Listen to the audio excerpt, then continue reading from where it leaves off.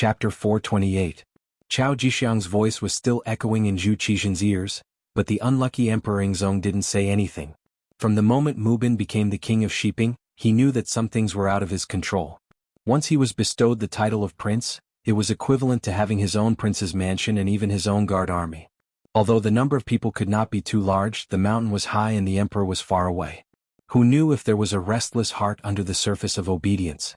Especially a king who became a king by fighting, who had killed a mountain of corpses and a sea of blood, had more specific military strength that couldn't be underestimated. But if he wasn't a king, how could they do their best? Marquis Mu Bin of Shiping was already the boss of Yunnan. There was nothing left to be conferred, nothing to be rewarded. If he wanted to use him as a bystander, there was no other way except for this move.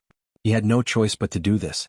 Although the effect was not very good in any case with Mu Bin watching from the rear, it also took a lot of energy from King Min's side, so they couldn't attack the hinterland of the south. A king's title only played a role of restraint. Zhu Qizhen was a little dissatisfied in his heart, but what could he do? He was the emperor, the son of heaven, but if he didn't have enough strength, how many people would listen to him? For the emperor, being a king for the sake of fighting was tantamount to giving away part of his power, which might be regarded as a disgrace. At the very least, none of his ancestors had ever done such a thing. But it was still better than being forced to perish. If he persisted for the sake of face and finally let King Min's side come to Nanjing at that time, he would really be a sinner of the Zhu family, and he would have no face to see his ancestors. Thinking that the current situation was so erosive and difficult, Zhu Qizhen began to seriously consider what Kuang Yi said about Yang Qindong's proposal. "My dear minister, how is Duke Zhongdan's health? Also, I asked you to find a way to contact the mercenaries. Is there any progress?" When these things were mentioned, Chao Jixiang's face became very ugly. He, who was originally clamoring that he couldn't be conferred the title of king, quickly lowered his head and said, "Your Majesty, please calm down. This subject is incompetent." Chao Jixiang couldn't be blamed for saying that. Whether it was Yang Qindong or the mercenaries, the embroidered uniform guard hadn't made any progress in such a long time. Needless to say, the mercenaries had perfect military discipline. Furthermore, the soldiers who were qualified to serve in Crimson City had all been seriously tested in terms of loyalty. In addition, they did not go out on their own, so it was even more difficult for outsiders to find out about them. Even though the embroidered uniform guards seemed to be everywhere, they were unable to do anything in the face of such a disciplined army. Naturally, it was difficult for them to achieve any results. As for Yang Qindong's place, it was heavily guarded. Even the auxiliary troops could not get close. Only the elite cold vanguard, who had gone through many trials and tribulations, had the right to guard outside. Not to mention there were also the first and second guards, the elites of the elites. Under such heavy protection, it was as difficult as ascending to the heavens to investigate Yang Qindong's condition. The embroidered uniform guard had sent out many people, but most of them returned empty-handed. On the contrary, quite a few of them had gone missing. Chao Jixiang's words of incompetence expressed his helplessness toward Yang Qindong and the mercenaries. His words enraged Zhu Qizhen once again. "Incompetent, incompetent. Do you not know what else to say other than this? Scram, scram." "Yes, yes." Seeing that Zhu Qizhen was enraged again, Chao Jixiang, who knew that accompanying a monarch was like accompanying a tiger, immediately knelt and left. Zhu Qizhen was the emperor of the great Ming dynasty, second only to one and above all. He had inherited the legacy of his ancestors. But at the same time, he had also inherited his ancestors' temperament, which was capricious. Who knew if he would punish Chao Jixiang in a fit of rage? Chao Jixiang left the hall, and the other eunuchs lowered their heads, not daring to speak. Not long after, a heavy sigh filled the hall. No one knew what the so-called true dragon, the son of heaven, was thinking at this moment. Gaozhou Prefecture. The Minister of War, Kuang Yi, sent 2 urgent secret letters to Emperor Ingzong, but he did not receive any reply even after a long time. At this time, extremely bad news spread over. The leader of the Heavenly Fortress camp, Miao Jinlong, who was given the title of Marquis by the Min King, was leading 80,000 troops from the Nanning Prefecture. The moment Kuang Yi received the news, he hurriedly summoned his generals to the front of the hall. At this moment, Ma Wei, Guanyin, Yu Guang, and the other generals all had ugly expressions. Below the hall, the scout general was reporting the battle reports he had received. Miao Jinlong's troops are very good at fighting. In terms of strength, they are second only to Yang Wenba of the Dumeng stronghold. Since the start of the war, they had already taken over 4 cities. Among them, the number of small counties that they had taken over was uncountable. Their army had also expanded from 10,000 people to 80,000 now. They are currently attacking the Lianzhou prefecture and are not far from us. How many people are there in the Lianzhou prefecture? Kuang Yi asked directly. Only 1,000. The scout general did not even dare to raise his head. Kuang Yi, who took in a cold breath, knew that Lianzhou could not be defended. 1,000 against 80,000, the result could be imagined. Report. Right at this moment, another scout entered the hall and whispered something into the ears of the general who was kneeling on the ground. The scout general's expression changed again and again. He then waved his hand and waited for his subordinates to leave. He said with a panicked expression, "I just received news that the general of the Lianzhou prefecture has surrendered." What? Kuang Yi, who had suddenly heard the latest battle report, staggered and fell to the side before losing his balance. Luckily, Guanning reacted quickly and stretched out his hands to catch him. He also anxiously shouted, "Teacher, teacher, are you okay?" I'm fine. Kuang Yi, who took in a strong breath, his chest heaved up and down a few times. Then he steadied himself and waved his hand at Guanning. Then he angrily scolded, "Bastards, a bunch of bastards.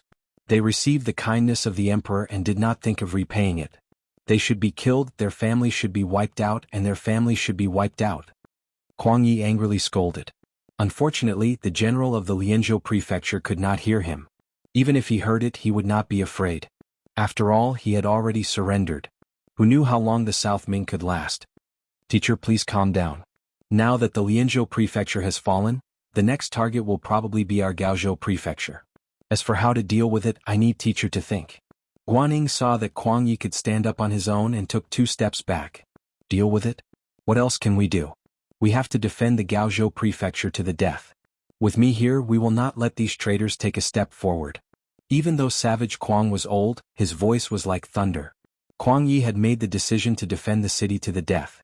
As a student, Guanning immediately cupped his hands and said, "Student is willing to follow teacher and defend the Gaozhou prefecture to the death."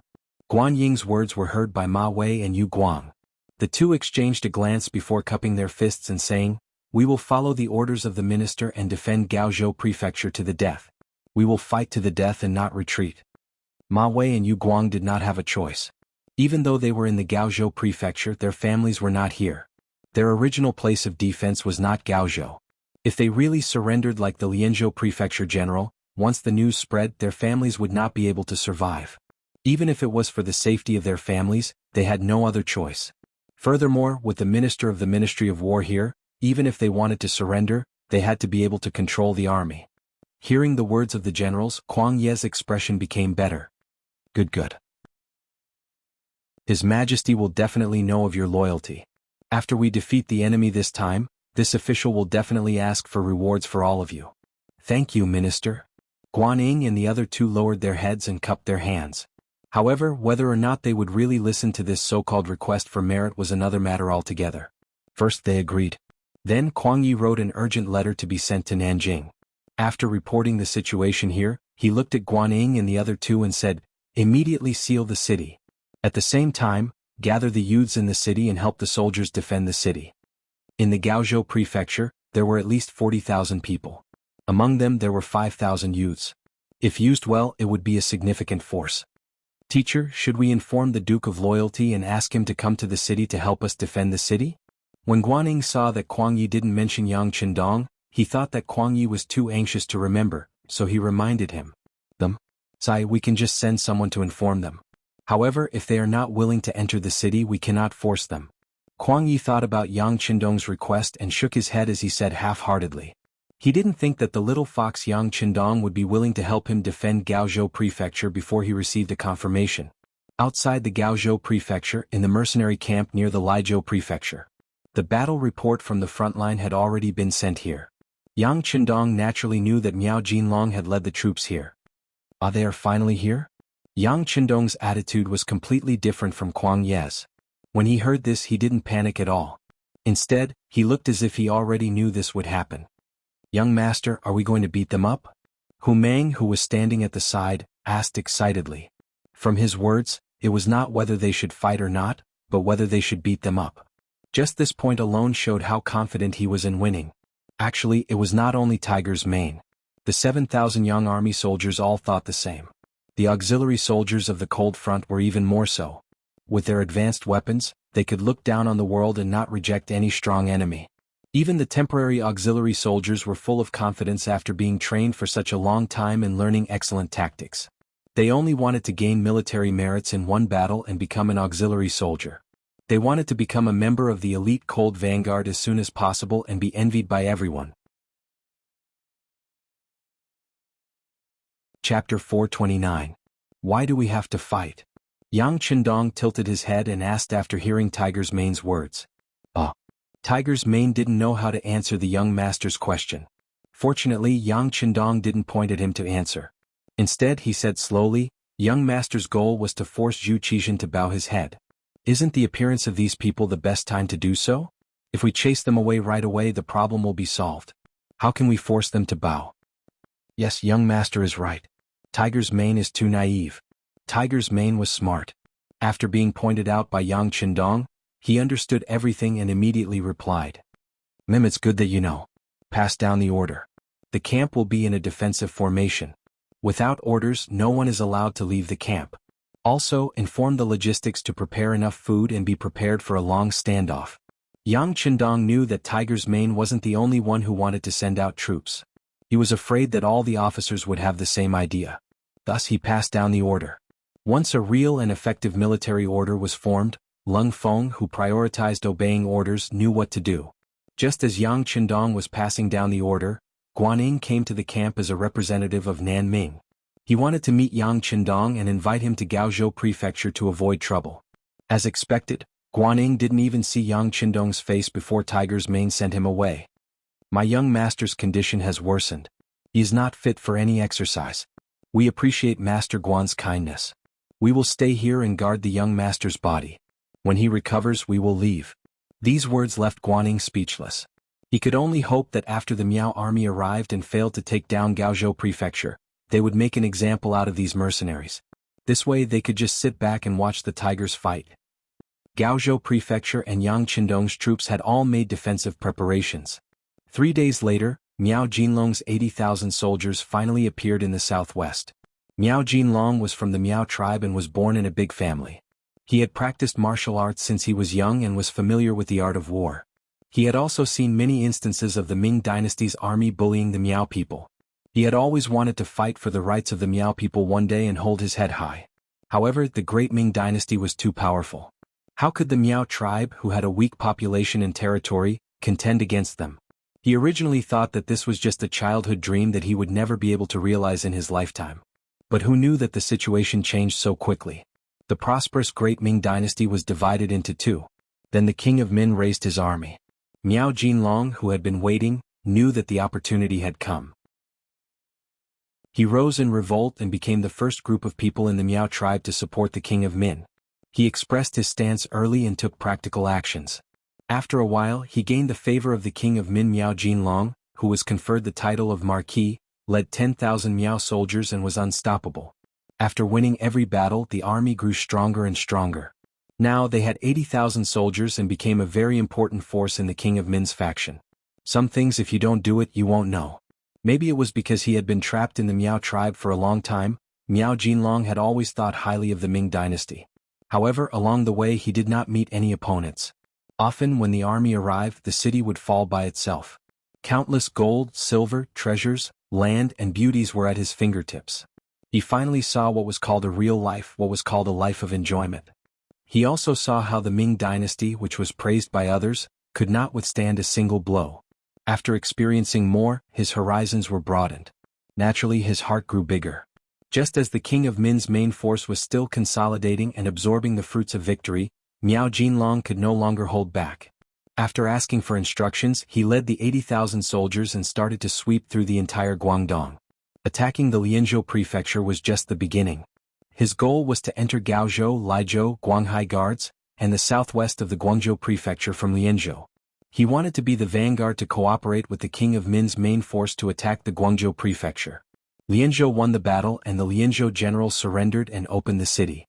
This seemed to be a good start. Miao Jinlong was overjoyed and led his troops to seize the city for a day. On the second day he went straight to Gaozhou Prefecture. In his eyes, Guang Prefecture was the only place to rest. The other prefectures were just steps to wealth and power. It was because of this idea that when the troops arrived at the Gaozhou Prefecture, he sent people as usual to persuade them to surrender. The people were sent out, but only corpses returned. Guan Ying was ordered to kill the messenger with an arrow. This is so infuriating. How dare you kill the messenger? Men surround the city, attack the city. When Miao Jinlong saw the messenger's corpse, he could not help but be furious. He immediately ordered to prepare to attack the city. My king, please calm down. Just as the other generals in the tent were enraged and were about to fight to be the vanguard, a voice rang out in the tent. Then, a man dressed in a long gown and dressed like a scholar walked out from the ranks. Mr. Zhou? Seeing the person who walked out, Miao Jinlong furrowed his brows. Then he relaxed and asked kindly, Mister, why are you stopping me from sending troops? It is for the good of my king and all the generals. The man called Mr. Zhou said in a neither servile nor overbearing manner. Mr. Zhou's original name was Zhou. He was originally from Yunnan. Because he once offended a steward of the Marquis Sheeping House, he was stripped of his scholar status. In a fit of anger, he went to where the Miao people lived and married into their family, becoming the son-in-law of the Miao family. Because he was literate and knowledgeable, he was chosen by Miao Jinlong and kept by his side. Zhou was worthy of being called a scholar. He had contributed a lot to Miao Jinlong's plan along the way. Even when the Min King sent people to contact them, he was the first to stand up and support them. Zhou not only focused on attacking but also on attacking the heart. It was because of this that when he attacked the Lianzhou house, he did not lose a single soldier and obtained a city. All of this made Miao Jinlong admire him. In addition, this person had been in the Miao family for 10 years and even had a few children. There was no problem with his loyalty and he was very trusted. When he saw that it was this person who stood out, he was not angry. Instead he asked kindly, "Let's hear it." Hearing that it was for his own good, Miao Jinlong asked with interest. Facing Miao Jinlong's amiable attitude and the angry expressions of the other generals, Zhou was neither servile nor overbearing. With a calm expression he said, "My king generals, you must remember that our ally in Guangdong, Huang Yuliang, was completely wiped out, right?" Of course. Miao Jinlong nodded his head. Due to his identity he had never met young Master Huang or even his messenger. However, he knew that they had an ally in Guangdong. It was because of this ally that they were able to reduce the pressure on them in Yunnan, allowing them to achieve great things. Then do you know why young Master Huang was defeated? Let me tell you, he was defeated by the Ming army in front of you. Zhou said with a very firm tone. The reason he knew this was mainly because he was good at gathering information. He was not like the ordinary Miao soldiers who only knew how to fight and fight. There was such a thing? Miao Jinlong, who was originally curious about what Zhou would say, could not help but change his expression when he heard this. He finally understood why Zhou did not agree to him attacking the city. So what if there is? Miao Jinlong did not speak, but it did not mean that his generals were afraid of anything. Among them, General Zhang Tseng said with a fearless tone. That only proves that young Master Huang is too weak. If it were our Miao soldiers, we would definitely make the southern Ming army cry for their parents on the battlefield and know how powerful we are. That's right, that's right. After the other generals heard Zhang Tseng's words, they all agreed. During this period of time they had dealt with and fought with the southern Ming army. However, the facts proved that this was just an army that looked strong on the outside but had ordinary combat strength. There was nothing to be afraid of. Huang Yuliang's defeat was definitely due to his own lack of strength. No. You are all wrong. Faced with the unanimous opinion of so many generals, Zhou refuted with the strength of a weak scholar. You all have only won a few battles, but you do not know that there is always someone stronger. Why don't you think about it? Since the Ming Dynasty was able to conquer such a large country, how could they be weak? The reason why we aren't a match for them now is because our tempo is too fast. They weren't prepared and weren't able to adapt. However, once they are given enough time to deploy their troops, who can guarantee that we will continue to win? Not to mention, the ones who defeated young Master Huang weren't the Southern Ming Empire's army, but the most mysterious mercenaries that they spent a large sum of money to hire. Zhou did indeed understand a lot. This was also related to the education he received. It was precisely because he had read more books that he naturally had more knowledge and had more considerations. For example, studying the opponent was something that must be done. Mercenary army? When the generals heard this new name for the first time, they all looked at each other with a puzzled expression. Zoda did not expect them to understand anything. He only needed to tell them what he knew. As for what to do next, whether or not they had to continue attacking the city, it was not something that he could decide. Yes, it is the mercenary army. It was this army that once saved the life of the southern Ming Emperor, Yingzong's life on the battlefield. It was also this army that defeated the Wala cavalry that wanted to enter the capital of Baiming. It was also this army that defeated young Master Huang, who was very influential in Guangdong. These are their achievements after they made their debut. He spoke truthfully about everything that he knew. Then Zoda continued, if we want to attack the city, we will definitely not be able to avoid them. How much confidence do we have? As for where to go, I ask my king and the generals to discuss this. Chapter 430. Zoda shut his mouth and did not want to argue with anyone about this matter. He was originally a Han Chinese, but because he was treated unfairly and could not survive, he came to the Miao tribe and became the son-in-law of the Miao tribe. A person like him actually had a very low social status. He couldn't even be considered the head of a family. How many people would think highly of him? If Miao Jinlong did not see that he did have some ability and put him in an important position, he would not be qualified to enter the tent for discussion, let alone argue with others. Zoda shut his mouth, which made the others unable to find an object to argue with for a while. They all looked at King Miao Jinlong. The Miao tribe also had a very strict hierarchy, especially when it came to major matters such as the deployment of troops on the battlefield. The king's order was the final order. Everyone's eyes were on him, which made Miao Jinlong silent.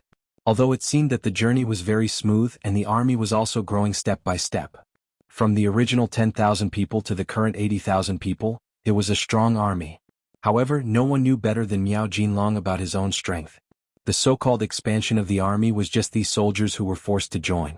Most of them joined the army to fill their stomachs, unlike the Miao family that he led in the beginning. They were born to conquer the world and be proud of the heroes. They did not even have a goal. Such an army could only fight a smooth battle. Once they encountered a tough opponent, they were likely to be heavily injured or even defeated. It was possible that they could lose their lives. The great Ming Dynasty could occupy the world until now. If it was said that they did not have a capable army, even Miao Jinlong himself would not believe it. Just like now, didn't they encounter one? A head-on clash was far from what he wanted to see. Where there were people, there would be underworld. This saying was also applicable in the army. For any organization, no matter what the intention was, as long as time passed, factions would appear. It was something that could not be stopped. Unless the system was very strict, if there was a great soul leading the army, these problems could be suppressed. Just like the King of Min's faction now.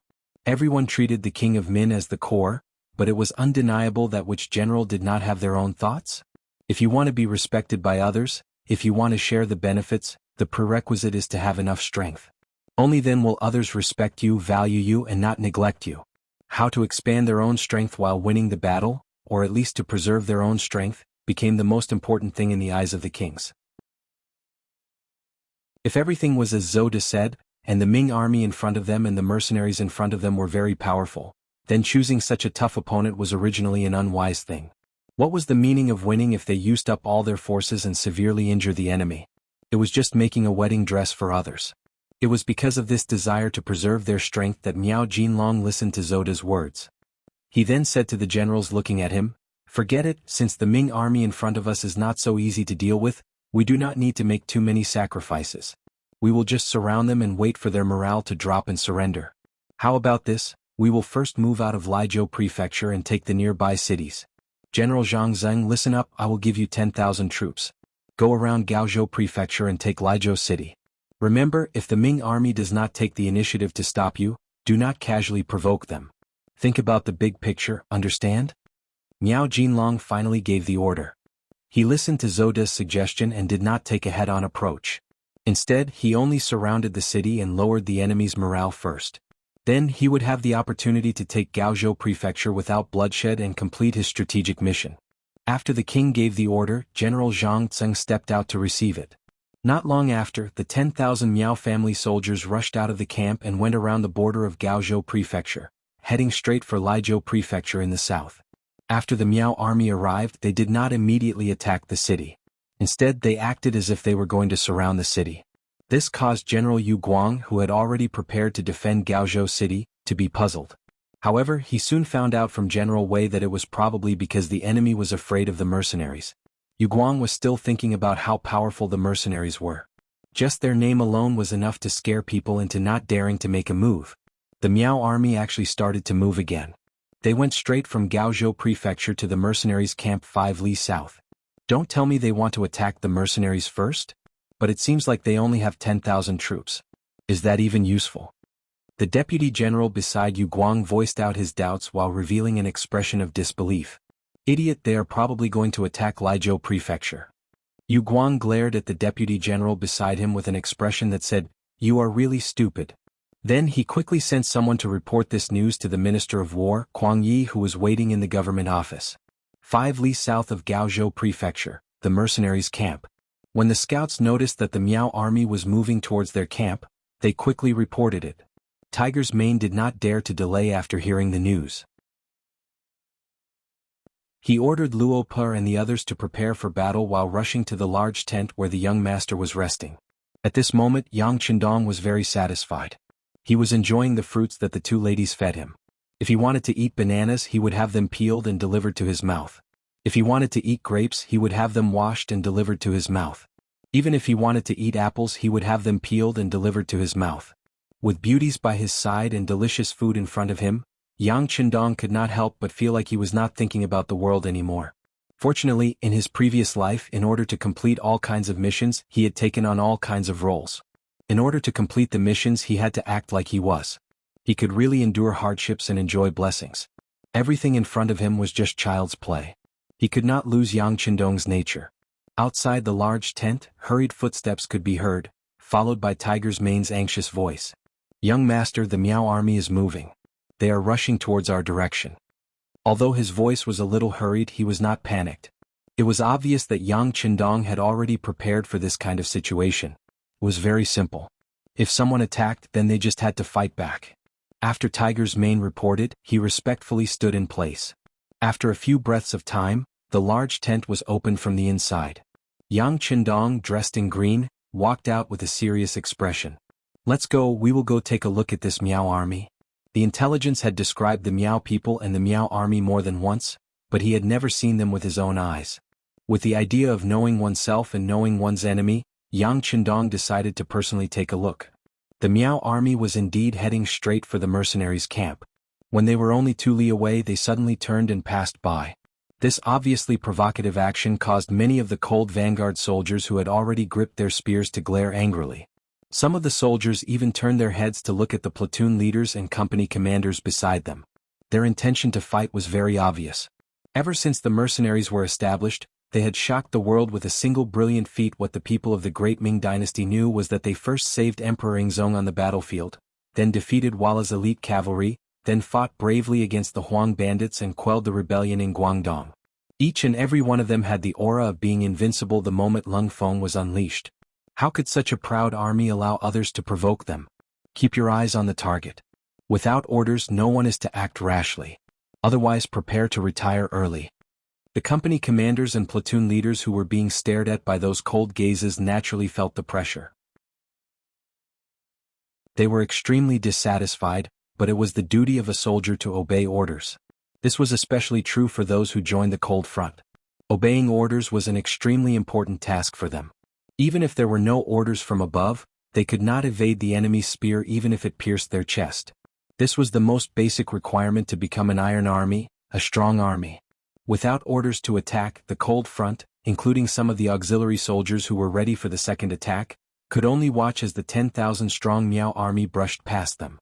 Speaking of which, the distance between the two sides was only about 300 meters. Those with good eyesight could even see the facial features of the other side. Therefore they could see the mocking gazes of the Miao soldiers. "General, it seems like these so-called mercenaries are nothing more than this. We are already so close to them, but I don't see a single brave soldier daring to rush out of the camp to find trouble with us. It seems like they don't live up to their name." Some of the junior leaders in the Miao army gathered together and laughed.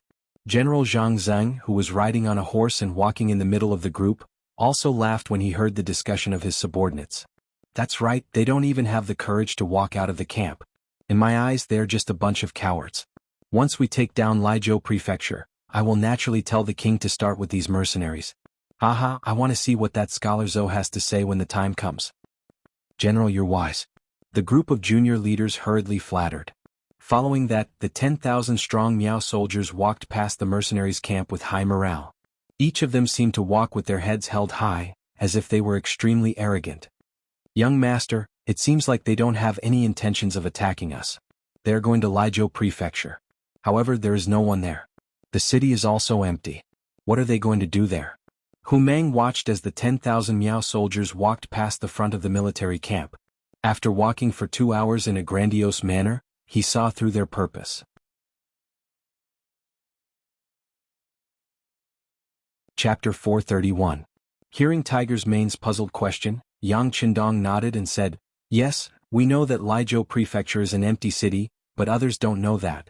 What will they do when they find out that there is no one there?" Tiger's Mane was originally listening to Yang Qindong's words, but when there was suddenly no more, he asked in confusion, "What do we do?" "Yes, what do we do? This young master is asking you a question." Yang Qindong nodded and looked at Tiger's Mane seriously. This. Tiger's Mane saw that Yang Qindong was testing him, so he quickly racked his brains. However, perhaps because of the suddenness of the situation or perhaps because of his nervousness, he couldn't come up with a reason. He could only stammer, "Young master, Tiger's Mane is slow-witted, he doesn't know what will happen next." A long sigh with disappointment in his eyes. Tiger's Mane was good at everything, but he was used to relying on himself. How could he be entrusted with important tasks in the future? The good thing was that he liked Tiger's loyalty and complete obedience to orders. As for his shortcomings, he would become stronger with more practice. "Alright then, young master will tell you. When I looked at the Miao army just now, they were very arrogant, as if they didn't put us or any other army in their eyes. Usually, such an army's morale is very high, and they won't be too weak in battle. However, they often have a fatal flaw, and that is arrogance. On the battlefield, if they are too arrogant and don't put their opponents in their eyes, the consequences will be very serious, and they may even lose their lives." Yang Qindong's voice was still echoing in the air. Tiger's Mane, Beta Persei, Luopa and the other regiment and battalion officers all had a thoughtful expression on their faces. They also seemed to be wondering if their own army was too arrogant. Would they also make the mistake of underestimating the enemy?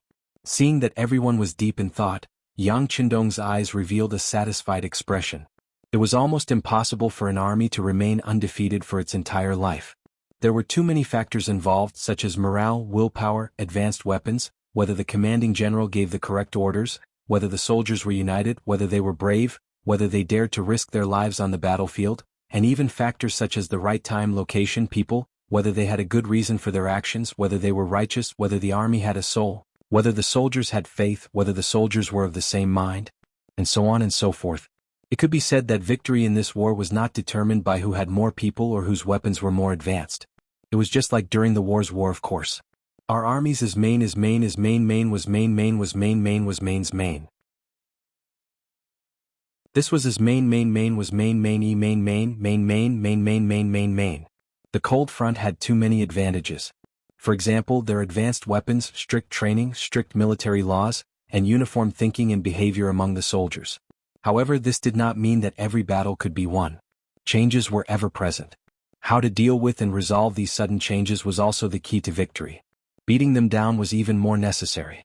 A person could have a lofty and unyielding character, but he couldn't have an arrogant heart. Otherwise he would fall sooner or later. It was just a matter of time. Using today's opportunity, Yang Qindong was knocking on the heads of the various regimental and battalion-level officers. Seeing that everyone was deep in thought and understood his intentions, he continued, "A proud army will never return empty-handed. However, an operation without a goal or plan was often the cause of failure. Take this 10,000 Miao army for example. If they return empty-handed after going to Lijiao Prefecture and reunite with the Miao army's main force, then even if they fail, they will not be at fault. On the other hand, if their arrogance is at play and they want to take something back to deal with us, then their calculations will be wrong, and the consequences will be very serious."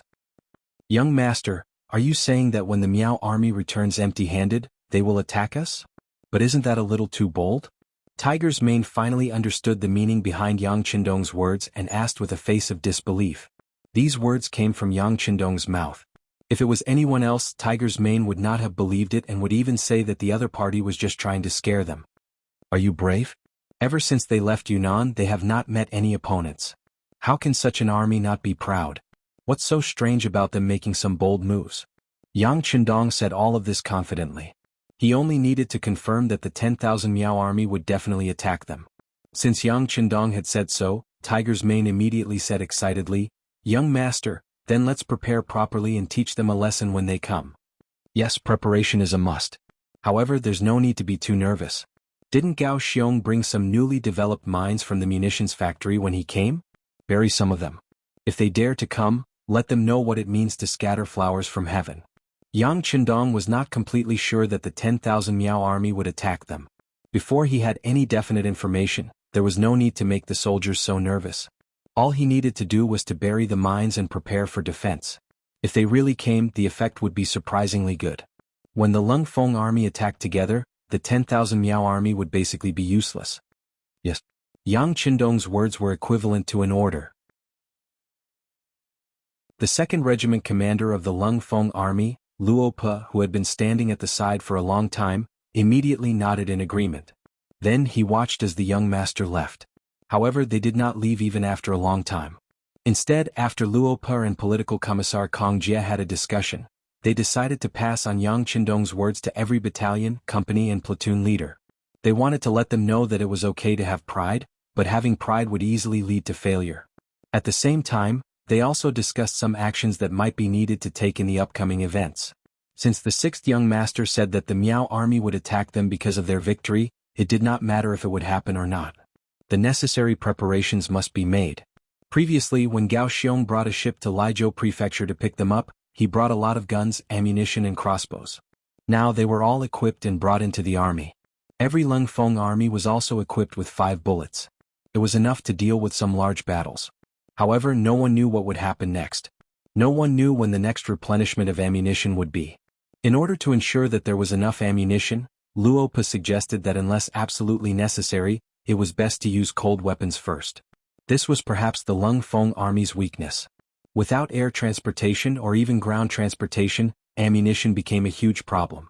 Even if Yang Qindong was around and they could retrieve the items from the warehouse at any time, they couldn't do such a thing unless it was absolutely necessary. It wasn't like they could find a good excuse every time something happened, not to mention that there was only one Yang Qindong, but there was more than one cold front team now. Political commissar Kong Jie agreed with Luo Pe's suggestion and the Lung Feng army began to get busy. First they dug the mines. In order to prevent others from seeing them, they worked in the dark. At the same time, other than Lung Feng Wusheng's 4 companies of the 1st Battalion who were still using advanced firearms, the other 2 battalions' 8 companies, a total of 800 Lung Feng soldiers, also took out their sharp bayonets and prepared for close combat. Using the words of 2nd Battalion Commander Qin Bo and 3rd Battalion Commander Kong Chuanxin, they wanted to show the auxiliary and temporary auxiliary soldiers that even in the face of cold weapons, the valiance of the cold front was unrivaled. Southern Ming capital Nanjing Prefecture. Kuang Yi rushed all the way here and finally placed it in front of Zhu Qixin's dragon desk. When he heard what Kuang Yi said, that Miao Jinlong and his army of 80,000 had started to head south, and after taking over the Lianzhou Prefecture, they headed straight for the Gaozhou Prefecture, Zhu Qixin could no longer remain calm. According to his thoughts and the analysis of some of the court officials, Min Min had already taken over Min Min. The king of Min had just obtained most of the territories in Yunnan, Guangxi and Guangdong. It was time to stop and digest them. At least in the short term, there should not be any military action. However, it seemed that they had underestimated the enemy's appetite and ambition. In the court, when the officials heard the news, they all panicked. Especially the newly appointed left assistant minister Chen Ruyan. He was so nervous that he was sweating profusely. Kuang Yi was not in court. The former left assistant minister Wang Ji had misjudged the situation and had been arrested and interrogated. However, because he was still in Shiping Manor in Yunnan and because the road back was full of King of Min's rebel army, he was not immediately taken back to Jingdou for interrogation. With the loss of 2 important figures, Chen Ruyan was promoted to the position of left assistant minister and also to manage the affairs of the Ministry of War. Normally, Chen Ruyan would be overjoyed to receive such a position. However, in such a dangerous situation, taking over the Ministry of War was like taking over a mess. How could he not be frustrated? Luckily, Chen Ruyan was quite capable. In fact, in history he had once held the position of Minister of War. Even if the situation was a little dangerous, with his strong ability, he had come up with some good countermeasures. For example, when the entire southern Ming dynasty started to recruit soldiers, any male between 16 and 40 years old could sign up. The requirement was that each family had to send one person. If there were more and they were willing to join the army, one person could pay a year's worth of taxes. Once the world was peaceful, these people would not be recorded in the army and could regain their freedom. They could choose to do farming or business.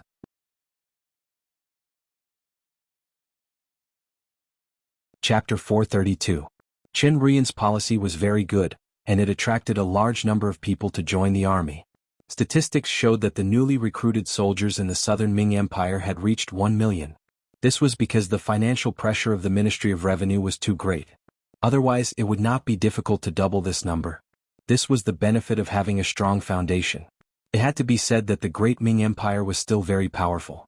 If it was not for the appearance of Yang Qindong, it would be like history. It would not be a big problem to continue for a few hundred years. The actions of the Ministry of Military Personnel were seen by Zhu Qizhen of Yingzhong, and he praised them twice. Now they only needed to wait for the training of these recruits to be completed before they could enter the battlefield. With so many fresh troops, it would not be a problem to wipe out the King of Min's rebel army. But at this time, the King of Min's faction, who was estimated to be biding their time, made a move. If they could not be effectively controlled, it would not take long for them to reach out for a yard after getting an inch.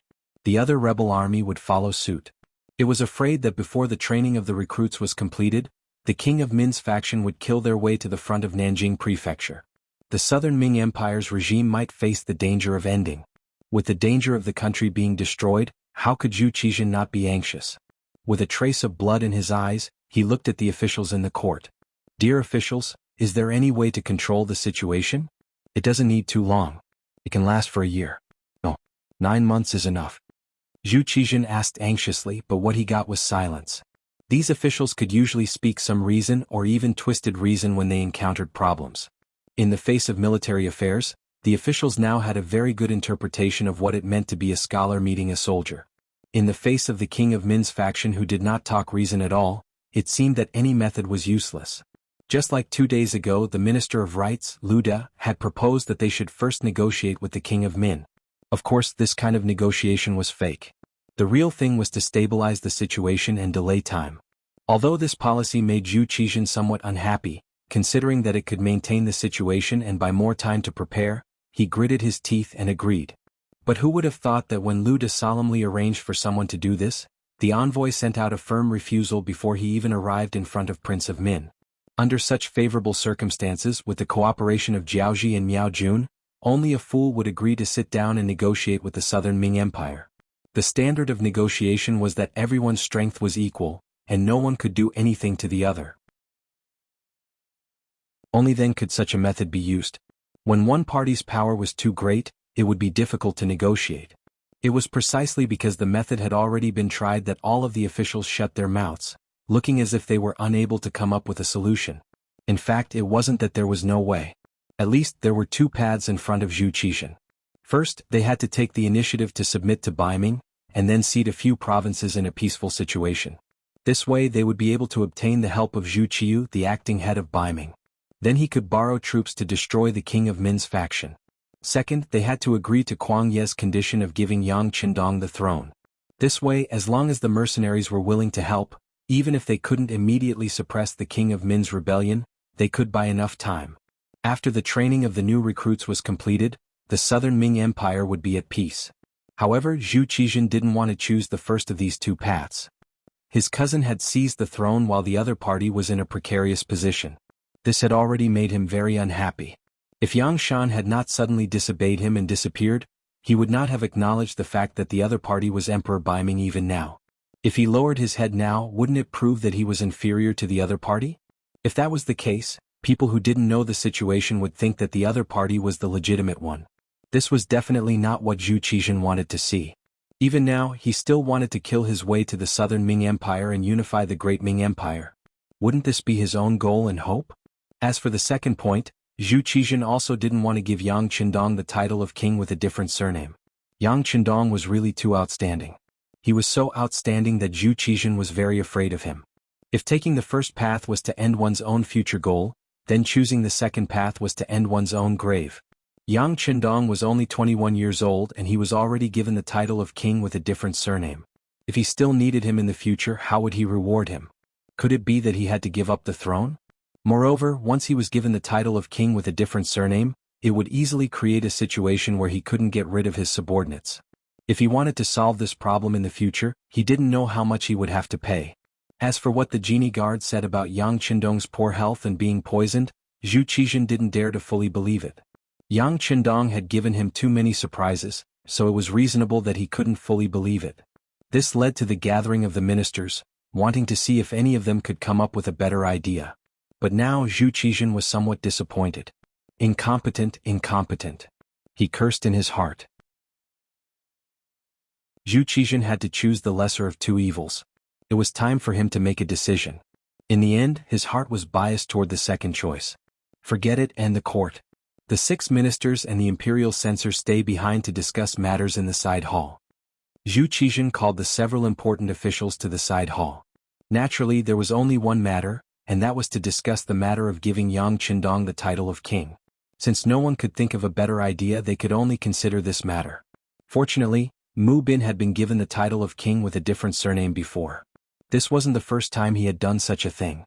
In other words, it wasn't the first time he had lost face. So what if it happened again? Those who could become important officials were all quick-witted and good at reading people's expressions. Otherwise, they wouldn't have been able to keep their positions. When Zhu Qizhen summoned them, they all guessed the emperor's intention. So when they entered the side hall, they all lowered their heads and didn't speak. Obviously, no one wanted to mention this matter first to avoid tarnishing their reputation. Cough. Sitting on the golden dragon throne, Zhu Qizhen's expression was a bit ugly. Seeing that no one spoke, he coughed lightly to attract everyone's attention. But in the eyes of the ministers who had weathered countless storms, this was completely useless. Even the left assistant minister of the Bureau of Military Personnel, Qin Ruyan, who represented Kuang Yi, lowered his head in silence. It was as if there was a beautiful scenery under his feet. He couldn't move his eyes or raise them at all. Seeing everyone's reaction, Zhu Qizhen was displeased. Although he knew that whoever spoke of this matter would be looked down upon in the history books, someone had to do it. Could it be that he, the emperor, had to do it himself? Did he think that what he did in the history books wasn't shameful enough? The emperor was the emperor. Since the officials didn't take the initiative to speak, he would call them out one by one. He thought, "You forced me to do this." When Zhu Qizhen spoke, the first person he called out was the Minister of History, Qin Sun. "Beloved official Qin, as the Minister of Personnel, you should have a reputation for discerning people. Is there any way to resolve the current situation?" Since ancient times, the Ministry of Personnel had a saying that officials were one level higher than officials. As the Minister of Personnel, who was in charge of the promotion, evaluation, and recommendation of officials, he was often described as the heavenly official of the Ministry of Personnel. Usually, as long as he had enough experience, he would be the leader of the officials. Immediately calling out Qin Sun's name showed that he didn't have any intention of picking on the weak. He was really forcing everyone to state their position. Especially when he said that he had a reputation for discerning people, Qin Sun couldn't refuse. This also made Minister Qin, who was standing there, suffer. Although Zhu Qizhen's words were gentle, if one carefully thought about the meaning behind them, as long as one wasn't a fool, one could sense the threat. Perhaps Zhu Qizhen was giving the officials a choice. Either they said what he wanted to say, or they could only accept some infamy. Or they could take it head-on and be prepared to lose their position. One was fame and the other was benefits. They had to choose one. They couldn't take all the benefits. Qin Sun's expression was very ugly. He was in a complicated struggle, considering what to do. What to say? What kind of gains and losses would there be? "Your Majesty, this official has something to say." Just as Qin Sun was thinking about how to respond to the emperor, the Minister of Rites, Lu Da, finally spoke. He held his ceremonial tablet and took a step forward. Originally, Zhu Qizhen was about to get angry and give Qin Sun a good beating. He might even find a reason to remove him from his position. However, Lu Da suddenly stood up. This made Zhu Qizhen happy. Thinking that he still had loyal officials by his side, he did his best to make his expression as good as possible. "Beloved official Lu, what do you have to say?" "Yes, Your Majesty." Lu Da nodded and lowered his cupped hands. Then, with a calm gaze, he said, "Your Majesty, the situation in the southwest is chaotic. It's about to spread. Our army still needs some time to train. As the saying goes, distant water can't quench a present thirst. In this official's opinion, it's better to appoint a king with a different surname and have him lead the army in battle to protect the great Ming's future. Not only did Lu De stand up, but he also took the initiative to talk about the appointment of a king. This made Zhu Qixin very happy. Beloved official Lu's words are very much to our liking. Many thanks, Your Majesty. After Lu De received the praise, he quickly put on a humble appearance. Then he continued, it's just that the appointment of a king is a big matter. In this official's opinion, we must not be rash, especially the Duke of Loyalty. He once served Baiming Daizong. Now his family is also there. For such a big matter we must first discuss it with them. Otherwise, I'm afraid that we won't be recognized by everyone in the world and it will be easier for trouble to arise. Hearing Lu De's sudden new question, Zhu Qixin nodded thoughtfully and said, Beloved official Lu's words are very reasonable. Then in your opinion what should be the explanation? Your Majesty, we should first send someone to discuss this matter with Daizong. As long as both sides reach a consensus, the appointment of a king with a different surname can be carried out and the people of the world won't talk about it. Therefore, this official is willing to ask Your Majesty to give the Ministry of Rights some time. This official will immediately send someone to do it. As for the Duke of Loyalty, we can first notify him to lead the army to retreat. After he resolves the rebellion, presumably the matter of the appointment of a king will be settled. It'll be a good time to confer the title. This way both sides won't be delayed.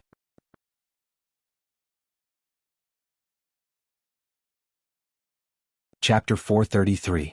It was as if Lu De had already thought of a countermeasure. As he spoke without hesitation. When the conditions were right, success would come naturally. That's true. Zhu Qixin nodded after Lu De's explanation. However, a few more questions popped up. He couldn't help but ask, if that's the case, will the Duke of Zhongdan be willing? Also, how confident are you in convincing Baiming? In Zhu Qixin's opinion, they couldn't truly be bestowed the title of king. What if Yang Qindong didn't agree? Also, the southern Ming Empire had no choice but to be bestowed the title of king. Baiming wouldn't suffer any losses. Would they be willing to admit it? At the very least, if it was him, he probably wouldn't agree. For example, Yang Qindong was the Duke of Zhongdan. Even now, Baiming's officials still referred to him as the Duke of Zhongdan. Since Lu De had stood up and made such a suggestion, it was natural that he had thought about these problems long ago. When he heard Zhu Qixin's question, he smiled and said, Your Majesty, there's no need to worry. Since Your Majesty has already bestowed the title, if the Duke of Zhongdan isn't satisfied, once the news spreads, I'm afraid everyone will rise up and criticize him. Sometimes spittle can drown people. I'm sure the Duke of Zhongdan knows this very well. As for whether Baiming will agree or not, Your Majesty, that's not a problem we need to consider. If they don't agree, you can tell the Duke of Zhongdan and let him deal with it. In short, Your Majesty is wise. Lu De didn't say what if. However, Zhu Qixin already understood. If Baiming didn't approve of the title of king, Yang Qindong would definitely be very angry. This was a good opportunity to drive a wedge between them. If things didn't go well, it was possible for both sides to fight. At that time he would really be able to reap the benefits. Thinking that if Yang Qindong and Baiming were to fight to the death, it would be a chance for the South Ming Empire to rise again.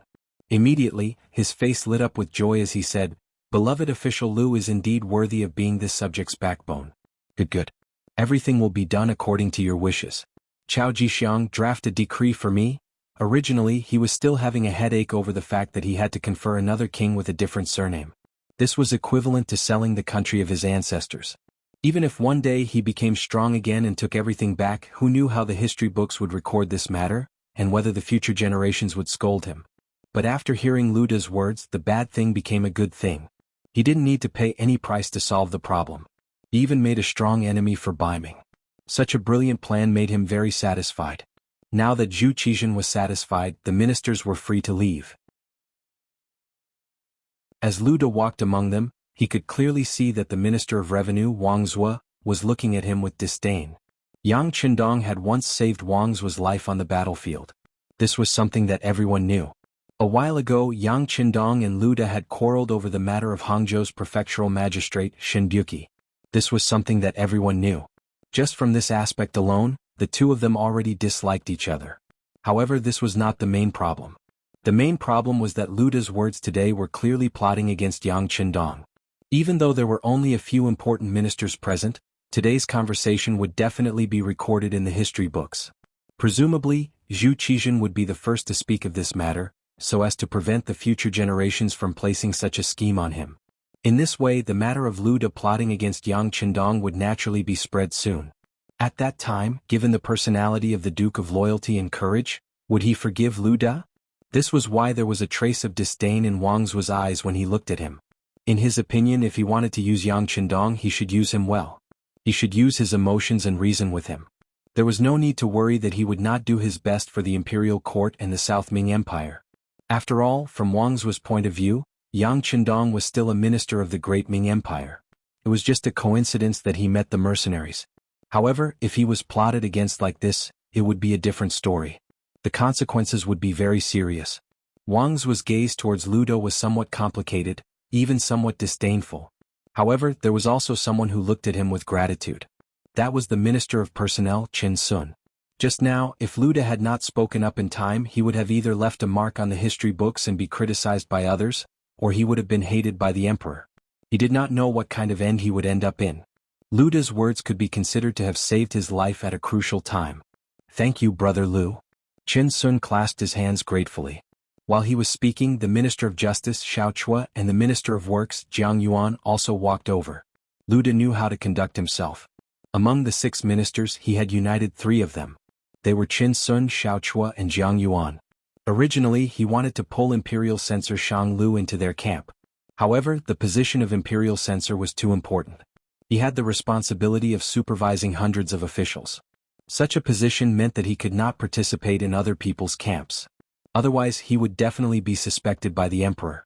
He would not be far from being dismissed or even punished. In other words, among the 6 ministers, other than Minister Kuang Yi of the Ministry of War and Minister Wang Zuo of the Ministry of Revenue, the other 4 ministers had already formed a group.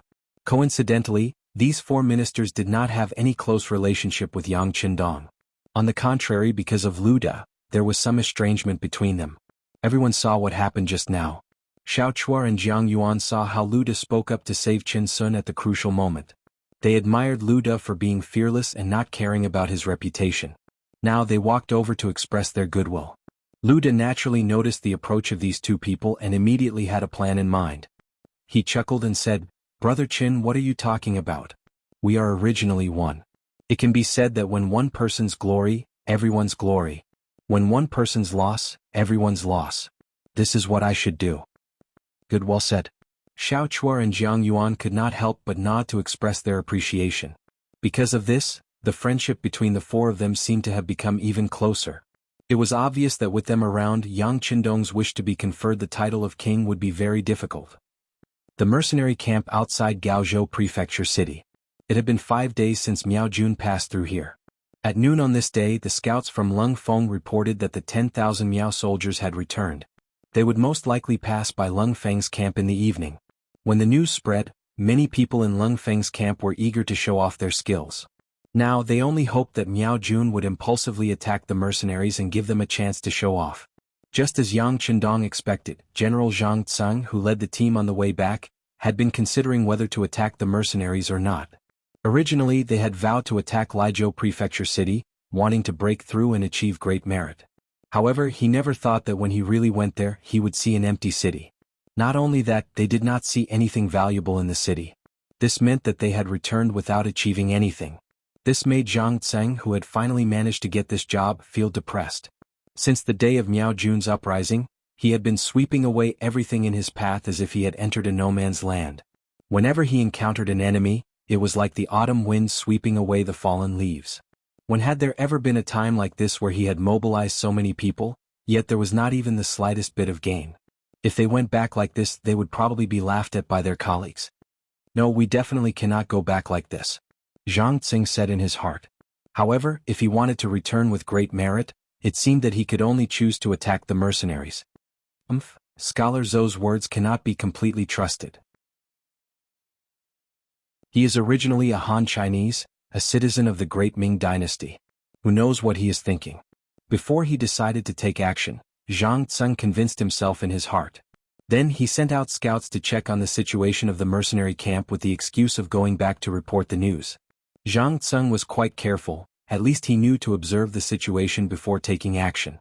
Thus, the scouts he sent out openly passed by the mercenaries' camp and headed towards the Miao army's main camp in Gaozhou Prefecture City. Originally, the defense of Lung Feng's camp had always been very strict. Usually, one could see squads of soldiers patrolling back and forth. However, ever since they used the night to plant mines outside the camp, they naturally relaxed a lot. This time, in order to lure the enemy to attack, they purposely relaxed on the outside but tightened on the inside. Wherever outsiders could see, the soldiers would appear very lazy. However, in the depths of the camp where no one could see, the training was still very strict. In this way, the Miao army scouts who seemed to be passing by but were actually investigating the situation fell for the trap and reported the mercenaries' performance to Zhang Tsung. Hearing that the mercenaries were so careless, Zhang Tsung was overjoyed. He felt that this was a great opportunity given to him by the heavens. He immediately sent his trusted aide to the Miao army's main camp and reported that he wanted to take advantage of the situation to attack the mercenaries. He also listed out his reason, which was that the mercenaries were too careless and this was the perfect time to take them down. The trusted aide quickly passed by the mercenaries' camp again. After observing for a while and confirming that the scout's report was correct, he went to the Miao army's main camp and met with King Miao Jinlong. He then told him of his general's plan. Attack the mercenaries' camp? Hearing the report, Miao Jinlong, who was originally sitting at the head of the table, was suddenly energized. However, when he repeated the sentence, he did not forget to look at Scholar Zhou, the most cultured person in the camp. Zoda was originally listening attentively. It must be said that he was indeed smart. When he heard the scout report that General Zhang Tsung had led the troops to Laizhou Prefecture without any success, he had already predicted that the journey back would not be peaceful. Now that he heard the trusted aide that Zhang Tsung sent back say this, he sighed in his heart. Zoda would not believe what the scout said about the mercenaries' camp being lax and the soldiers slacking off without any morale.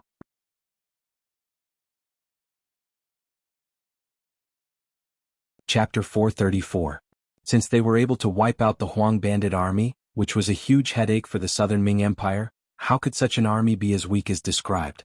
If that was the case, it could only prove that the other party had ulterior motives. Or rather, they were just putting on an act and waiting for others to attack. Although Zoda had these thoughts in his mind, he did not intend to argue. The strength of the mercenary army was not something that he could rely on. Perhaps it was only when he was rebuffed and suffered losses that others would believe his words. As the saying goes, a fall into the pit, a gain in your wit. Therefore, when Miao Jinlong looked at him, he did not object firmly and only expressed his opinion.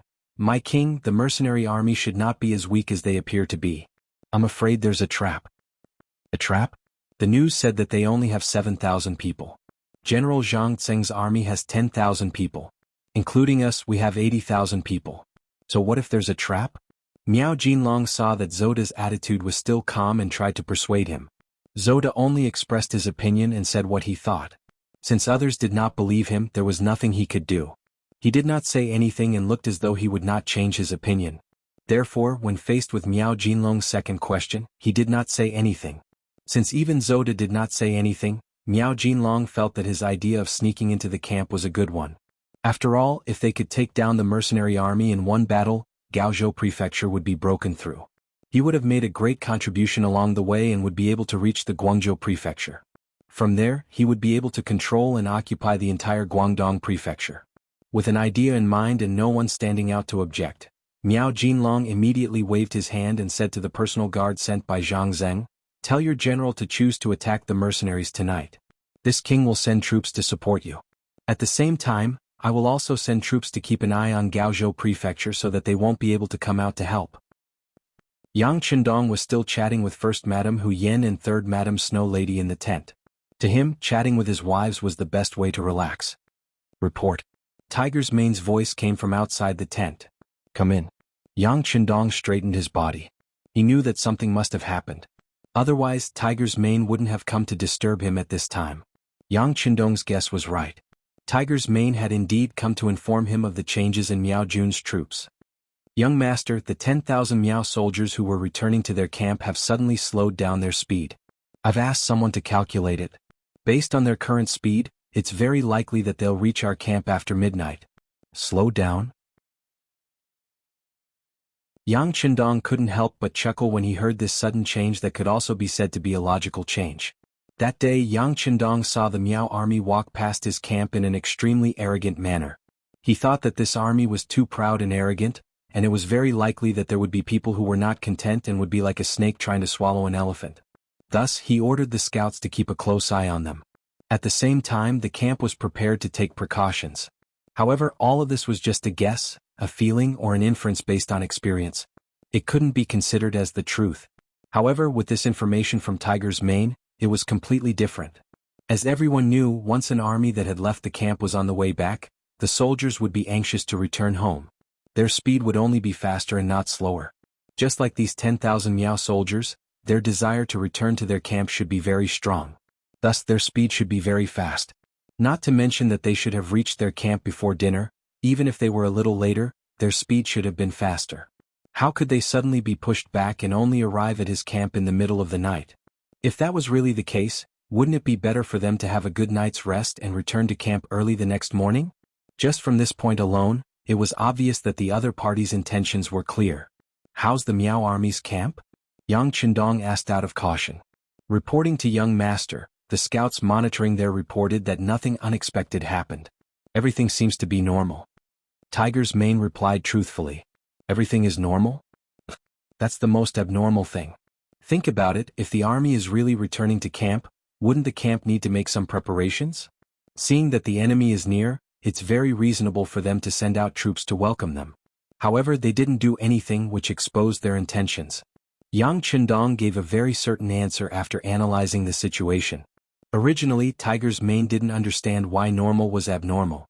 However, after listening to Yang Chendong's analysis, he couldn't help but sigh in his heart. Young master was indeed the young master. He had talked about this before in the strategy class, but why didn't he think of this immediately? Well, if that's the case, the Miao army will definitely come tonight if nothing unexpected happens. They won't come late at night, but a little earlier. Since that's the case, we'll just prepare our pockets and wait for them to come. There's no reason for us not to eat this fat meat that's already in our mouth. Yang Chendong had a confident smile on his face. Seeing this scene, Hu Yen and Madame Shui's eyes twinkled like stars.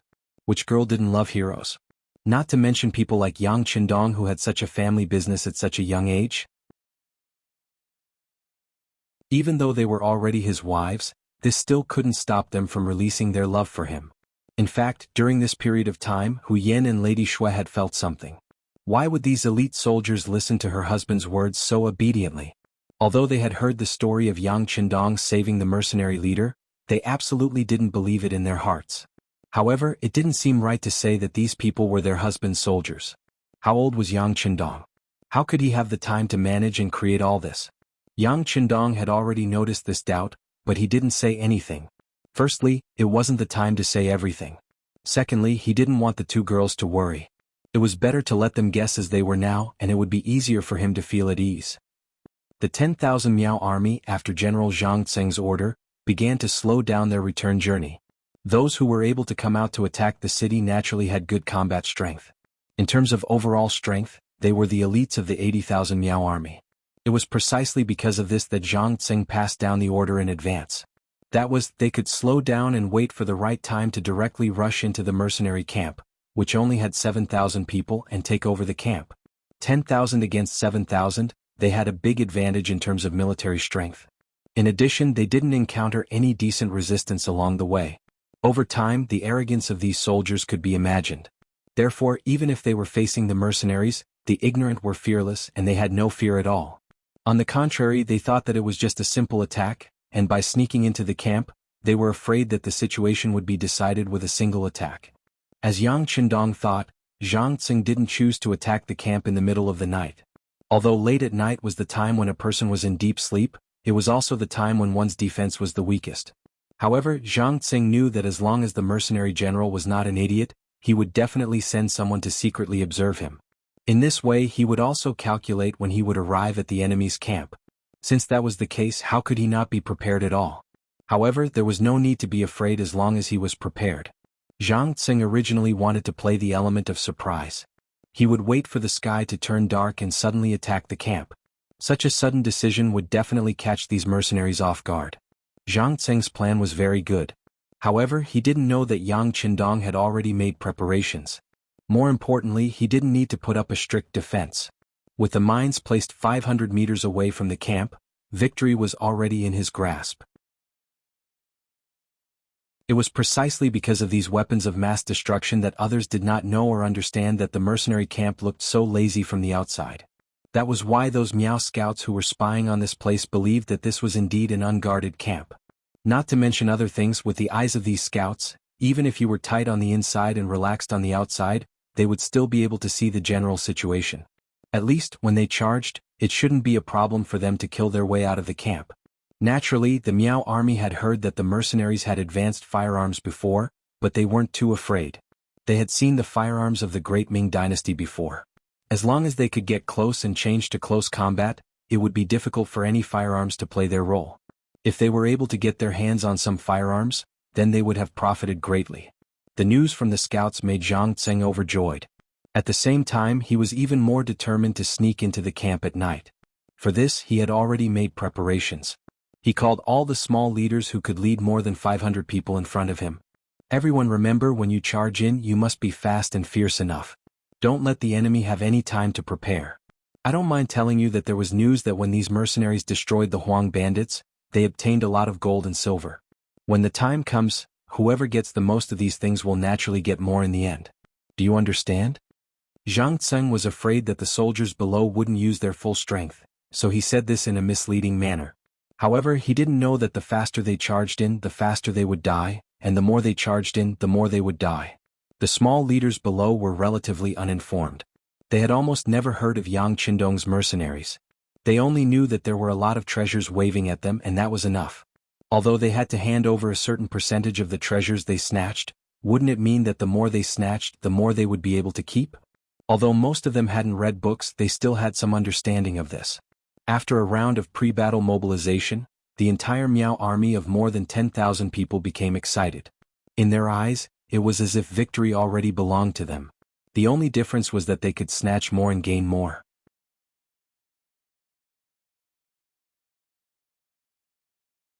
Chapter 435. Gaozhou Prefecture. Kuang Yi, Guanyin, Ma Wei, and Yu Guang were standing below the tall city gate tower, looking into the distance. Is the news accurate? The Miao army really slowed down? Kuang Yi stood in the middle of the crowd and said solemnly. The Miao army was already at the city gates, but they didn't attack immediately. Instead, they circled around the city and made a trip to Laizhou Prefecture. This way, it seemed like Gaozhou Prefecture was temporarily safe, but Kuang Yi was very clear that the Miao army didn't find trouble with them because they were afraid of the mercenaries below the city gates. It should be because Yang Qindong's reputation as the god of war had spread, which made the other party wary. They didn't act rashly because they wanted to play it safe. As a result, Kuang Yi couldn't help but sigh. There were indeed smart people everywhere. Originally, he was still hoping that Miao Jun would take the initiative to provoke the mercenaries and then lead to a battle to the death. This way he wouldn't have to spend so much effort to ask Yang Qindong to send troops. His hopes were dashed, and Kuang Yi could only wait for news from the imperial court. It could be said that at the beginning, Kuang Yi was shocked when he heard that Yang Qindong was also interested in being conferred the title of king. He even thought that this request was too high and impossible to fulfill. However, as the days passed, his thoughts changed. Shiping King Mu Bin could be conferred the title of king, so why couldn't Yang Qindong? Speaking of contributions, just based on the fact that Yang Qindong had saved Ding Zong's life on the battlefield, no one could compare to him. It was just a pity that the emperor's heavenly might was unpredictable. Perhaps he was used to being high and mighty, thinking that everyone should do anything for him. On the contrary, it made them slowly forget what gratitude was, and what it meant to repay kindness. Regardless, after Kuang Yi calmed down, he thought that Yang Qindong could still be conferred the title of king. Not for any other reason but because the southern Ming Empire had no other choice. Since this was the case, why not confer the title of king to someone with a different surname to solve the crisis in front of them? Not to mention that Yang Qindong's health seemed to be very poor. If that was the case, then it was not a big deal to crown a half-dead person as king. The obstacles should be much smaller. Just like that, she waited for the emperor's imperial edict before going to Yang Qindong to talk. Unexpectedly, a scout came to report that the 10,000 Miao soldiers who went to the Laizhou prefecture had returned.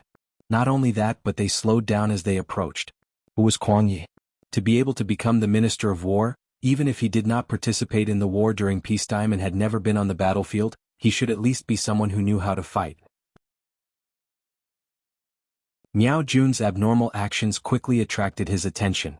He immediately called for Guan Ying, Ma Wei, Yu Guang and the other generals. After a short discussion, they came to the conclusion that Miao Jun would most likely make a move tonight. Yes, master. We have already investigated, and it is indeed so. They must have their own motives for doing this, but we cannot confirm if they want to make a move against the mercenaries or us. Guan Ying stood up and reported the results of his investigation with Ma Wei and Yu Guang.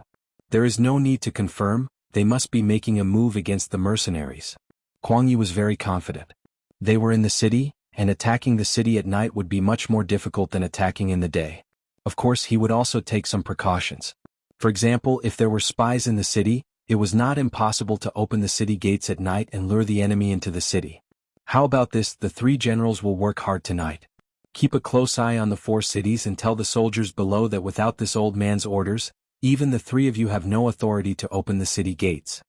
Kuang Ye's voice was firm and powerful.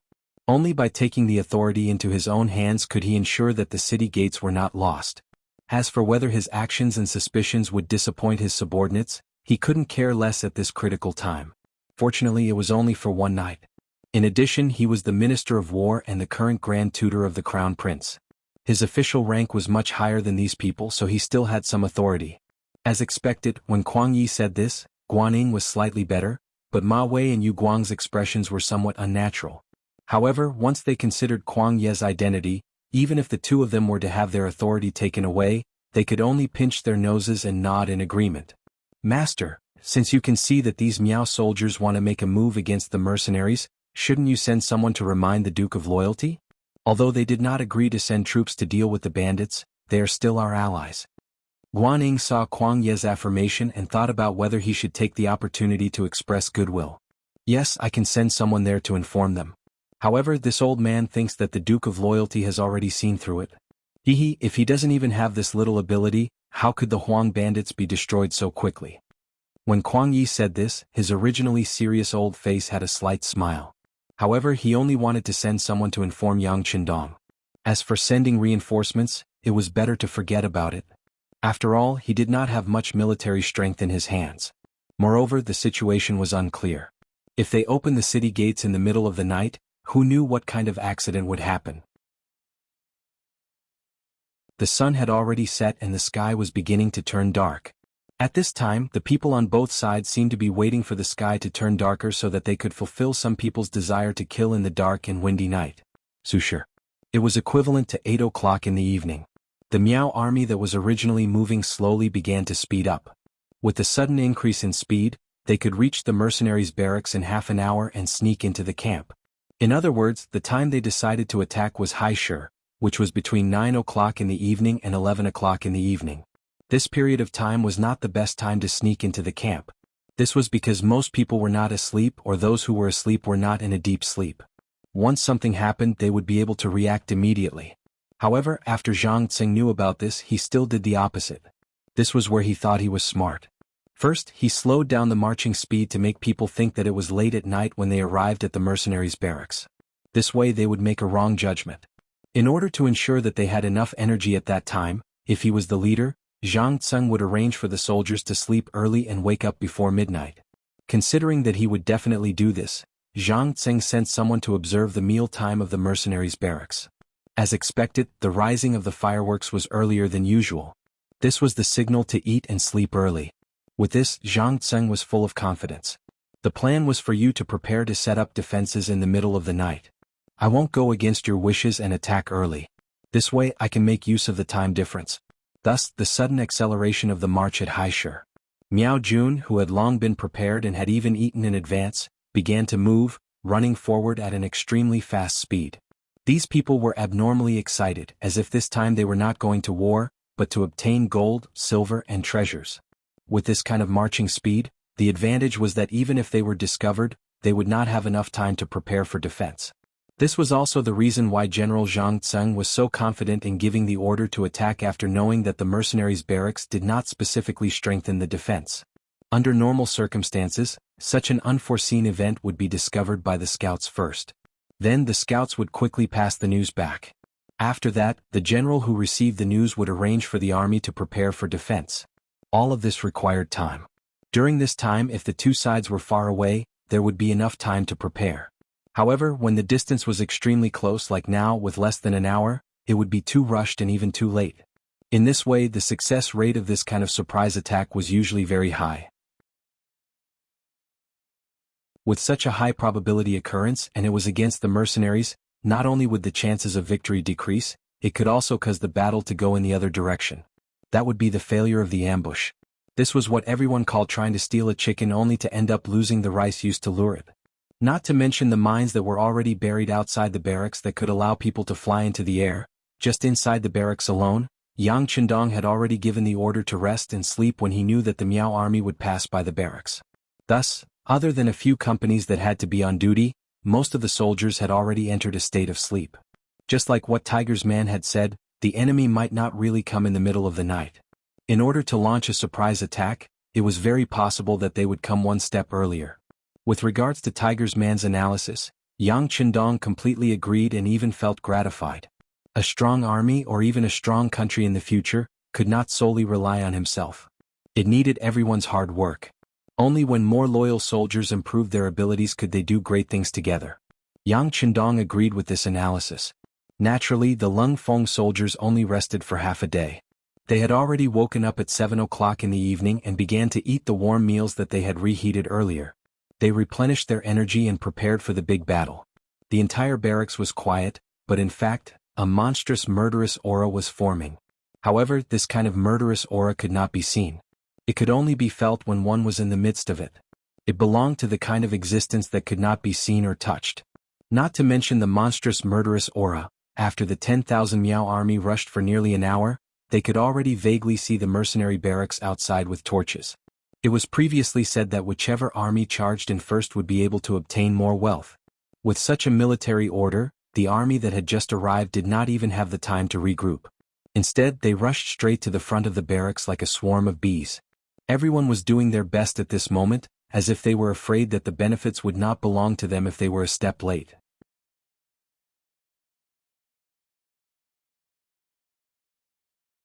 Chapter 436. Looking from afar, the frenzied charge looked like waves on the beach. Wave after wave, there was no way to stop them. In the process of charging, battle cries rang out. The torches that were originally unlit lit up one after another. From afar, it looked like the sky was filled with countless stars. What was supposed to come had finally arrived. In the mercenary camp, all the cold vanguard auxiliary soldiers and temporary auxiliary soldiers began to gather at an amazing speed. They then took their equipment and weapons and began to gather at various locations according to the military orders they received. More than 7,000 people. Almost 7,000 people participated in this battle. Other than the two cold vanguard companies and the first and second teams of guards by Yang Chendong's side, the Wolf Fang Special Forces and the Ghost Sniper team had joined the battle. Obviously, Yang Chendong wanted to show the Miao army how powerful he was once and for all. He wanted them to be afraid of him from now on and not dare to do anything to him. Outside the camp, the battle cries were getting closer and closer. Not only in the south, even the Miao army headquarters in the northwest had sent 10,000 people to cooperate with the joint attack. With 20,000 against 7,000, the advantage was already very obvious. In addition, it was a sneak attack. No matter how one looked at it, there was no possibility of failure. Naturally, the 20,000 Miao army soldiers could see such a simple logic. Therefore, they attacked the mercenary camp with extra force. There was a saying that one would not die if one did not seek death. At this moment, it was the most suitable saying for the Miao army. The charging Miao army soldiers did not know how powerful the opponents they were facing this time were and what kind of training they had to go through. They also did not know that 500 meters away from the camp, there were advanced landmines that could kill them.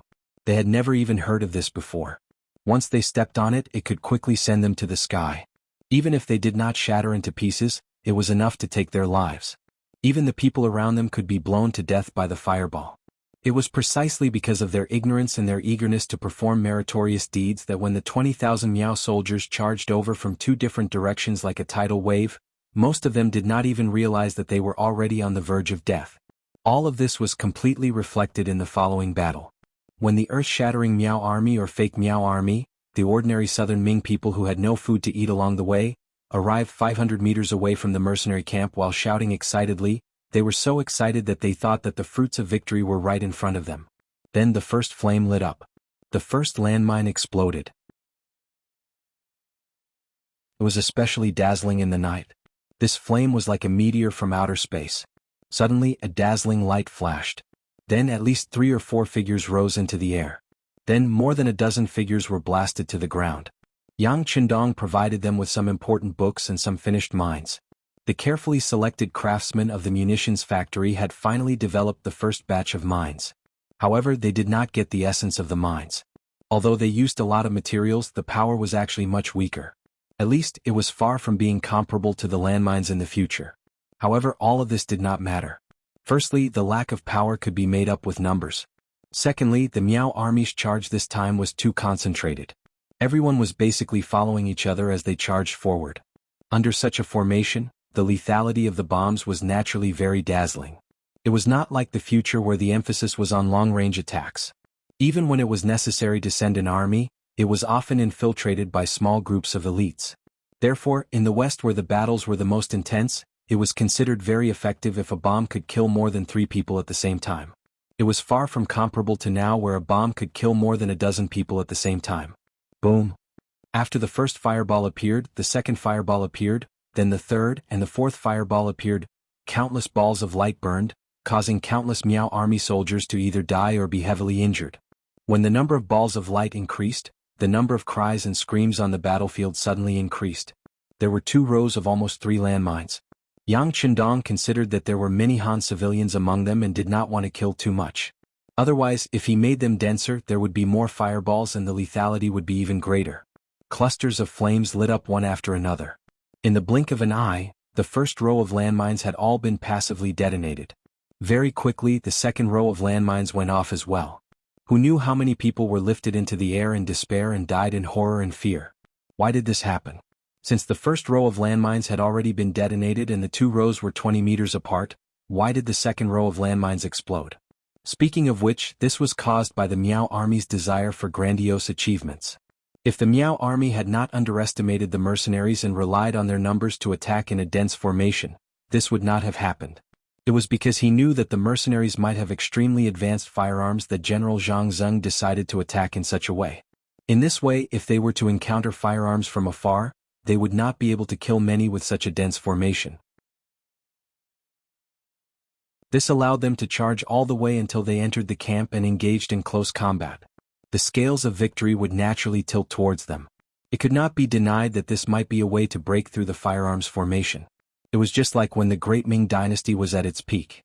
When Zhu Di went out to the grasslands, the firearms team he led had encountered such an attack. For this reason, there were indeed many casualties and they had paid a great price. Even when Duke Ing Zhangfu had invaded Jiaoji, his firearms unit had also suffered a heavy blow from the Jiaoji army's counterattack. With the experience of his predecessors, the Miao army chose to use this method to break through the firearms formation. However, he did not expect to suffer such a huge loss. It could be said that this was due to the lack of information. If one had carefully studied the firearms of the mercenaries, they would know that the reason why they were called the new model was because their firearms could fire continuously. Compared to the Great Ming Dynasty's flintlocks, which needed to be loaded with gunpowder to fire a shot, this machine gun was much more advanced. Even if there were no landmines, with a few powerful machine guns placed here, the effect would still be surprisingly good. There was a saying in the later generations that whoever grasped the information would be one step closer to victory. This saying was also applicable in ancient wars. If one did not even know the details of the opponent and charged rashly, the result of failure was already destined. Without enough attention, an earth-shattering formation would only result in more casualties. When the first ball of fire lit up, the Miao army who was charging at the front wanted to stop. After all, the visual impact of that thing was too strong.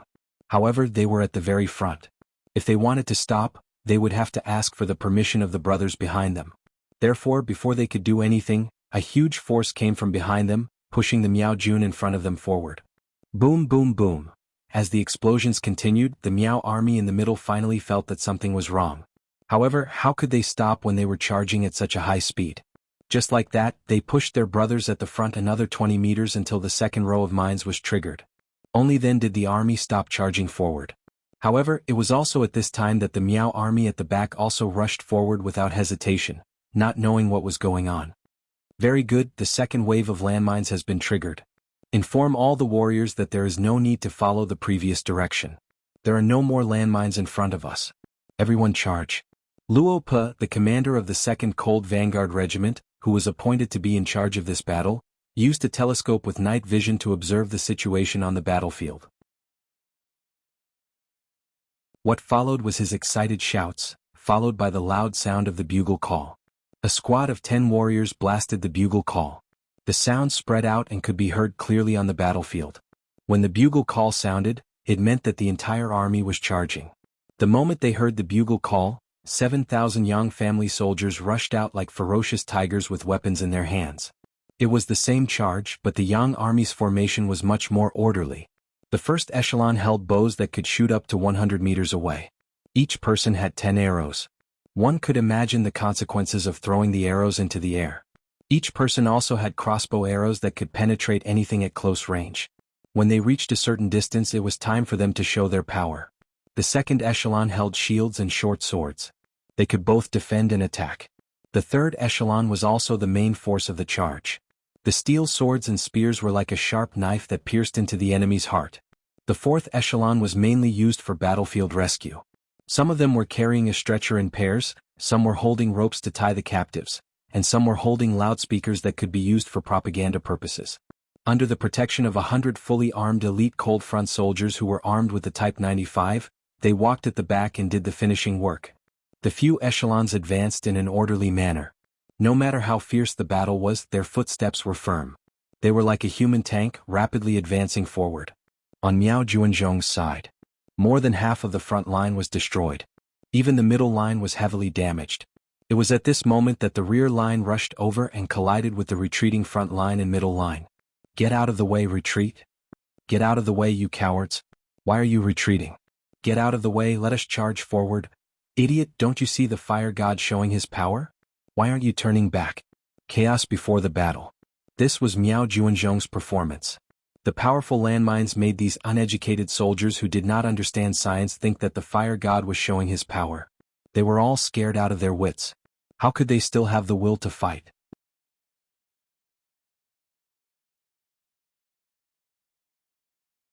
Chapter 437.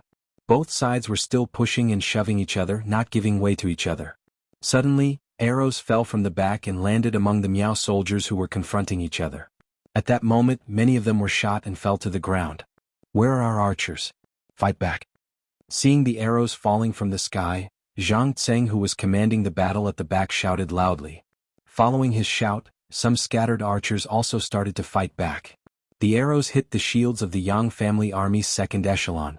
Other than the sound of impact, there was almost no damage done. After the weak counterattack of the Miao army, the 1st echelon of the Yang family army took out their crossbows and started to fight back. At a close distance, an arrow was shot and it was accompanied by the fall of one of the opponents or the scream of another person. The 3rd echelon also took this opportunity to quickly catch up. Then the swords and spears were swung wildly. How could the frightened Miao army resist? Zhang Tseng was still sitting on his horse and wanted to give orders, but an arrow came out of nowhere and landed on his left shoulder, causing him to cry out in pain. General, the general is injured, quick. The general is injured, protect the general and retreat. The dozens of bodyguards saw that their leader who was being protected was also shot and shouted to go forward. Then they pulled him down from the horse and supported him to retreat to the back. Even the bodyguards could see that the front was losing, and even losing, how could Zhang Tseng not see it? Taking this opportunity, he pretended to be deaf and mute. He did not say anything and let everyone support him to retreat to the back. Those who kneel and surrender can live, otherwise die. The shout from the loudspeaker sounded like it was beside the ears of the chaotic Miao army. That shout stunned many people and they stood still, not knowing what to do. Da-da-da. Da-da-da. The 4th echelon of the Yang family army had also arrived. Lian Lung Feng, who was holding the 95 style, finally pulled the trigger. What followed was the scene of people falling to the ground one after another. This sudden gunshot was the last straw that suppressed the chaotic Miao army. The situation of the battlefield was also settled at this moment. The Miao family only had 2 choices, to retreat or to surrender. Run. Some of the faster Miao Jun soldiers who were at the back immediately turned and ran. Some of the Miao soldiers who wanted to run but were surrounded in the middle were not so lucky.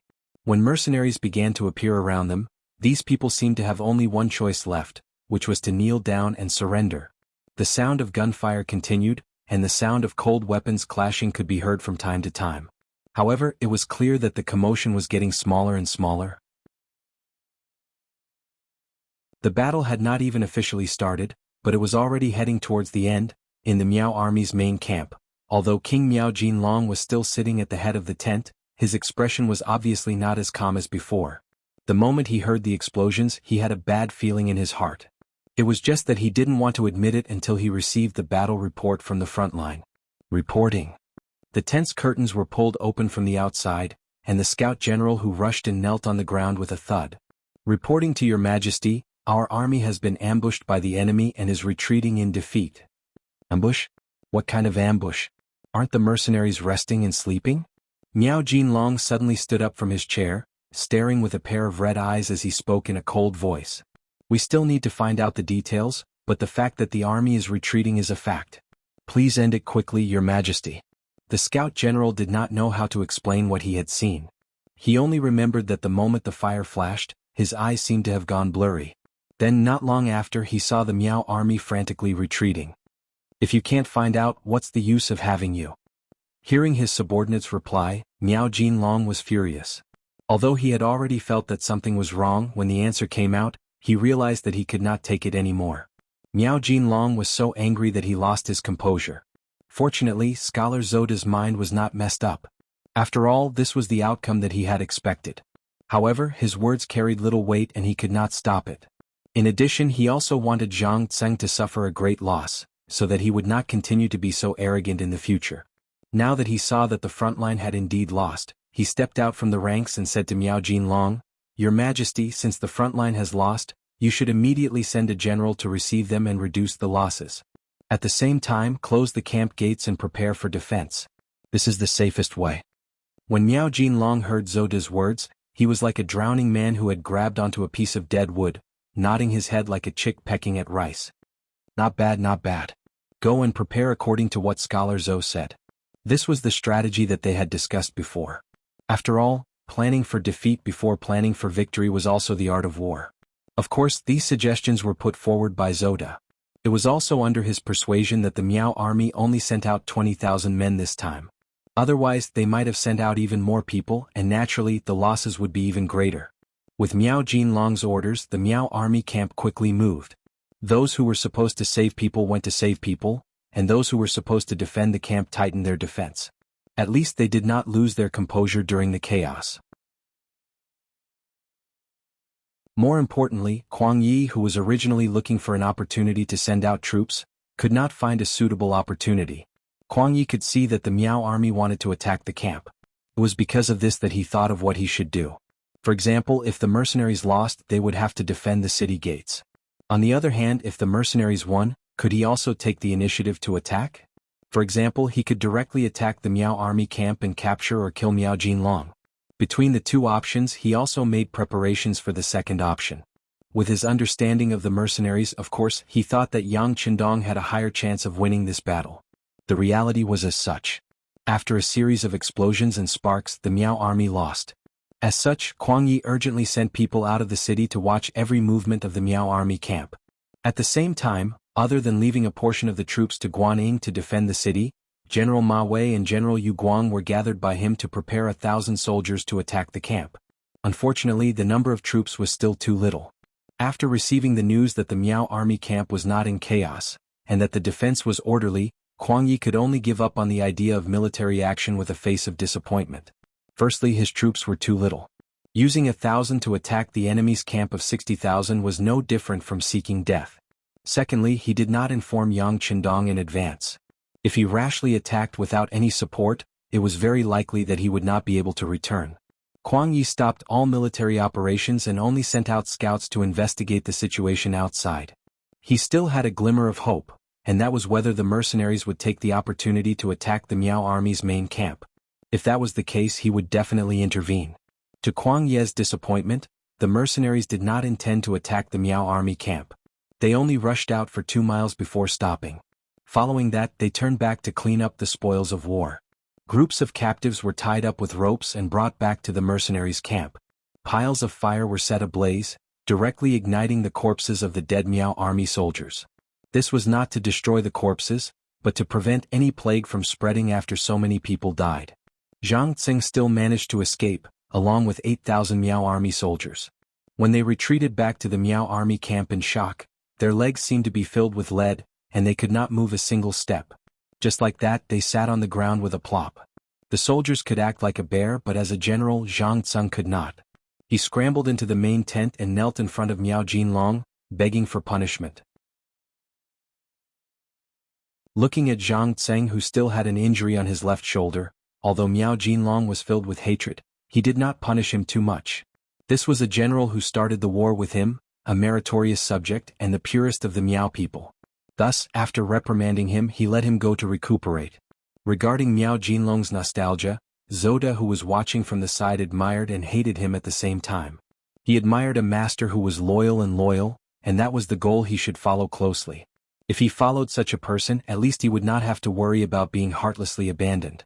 What he hated was that he placed too much emphasis on relationships, and that it would be difficult for him to achieve great things. Zoda was still analyzing Miao Jinlong's character and his strengths and weaknesses when one of the kings of the Miao tribe spoke to him. "Mr. Zhou, this time our Miao army has suffered a great loss. In your opinion, what should we do next?"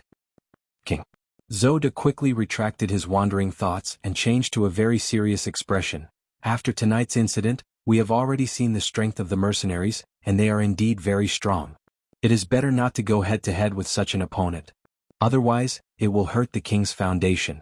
It is better to focus on defense first, then report this matter and let King Min handle everything." "Are we going to admit this loss just like that?" Miao Jinlong asked with a trace of unwillingness. "Of course we can't just admit it like that. However, if we do our best to fight the mercenaries and cause both sides to suffer losses, I am afraid that we will fall into the hands of some people. It is not a good thing to injure 1,000 of the enemy and 800 of our own. It is better to deal with all changes by sticking to the status quo, and look for opportunities to plan slowly." How could Zoda not see that this was Miao Jinlong's performance? He clearly saw the power of the mercenaries and did not want to be enemies with them, but he was worried that others would say that he was a coward. Since that was the case, he would help him find an excuse and find a way out. Zoda had lived in the Miao tribe for so many years, and he indeed understood the situation well enough. Just this sentence alone was enough to see through Miao Jinlong's thoughts. At the same time, he could not help but nod his head, and his originally cold expression eased a lot.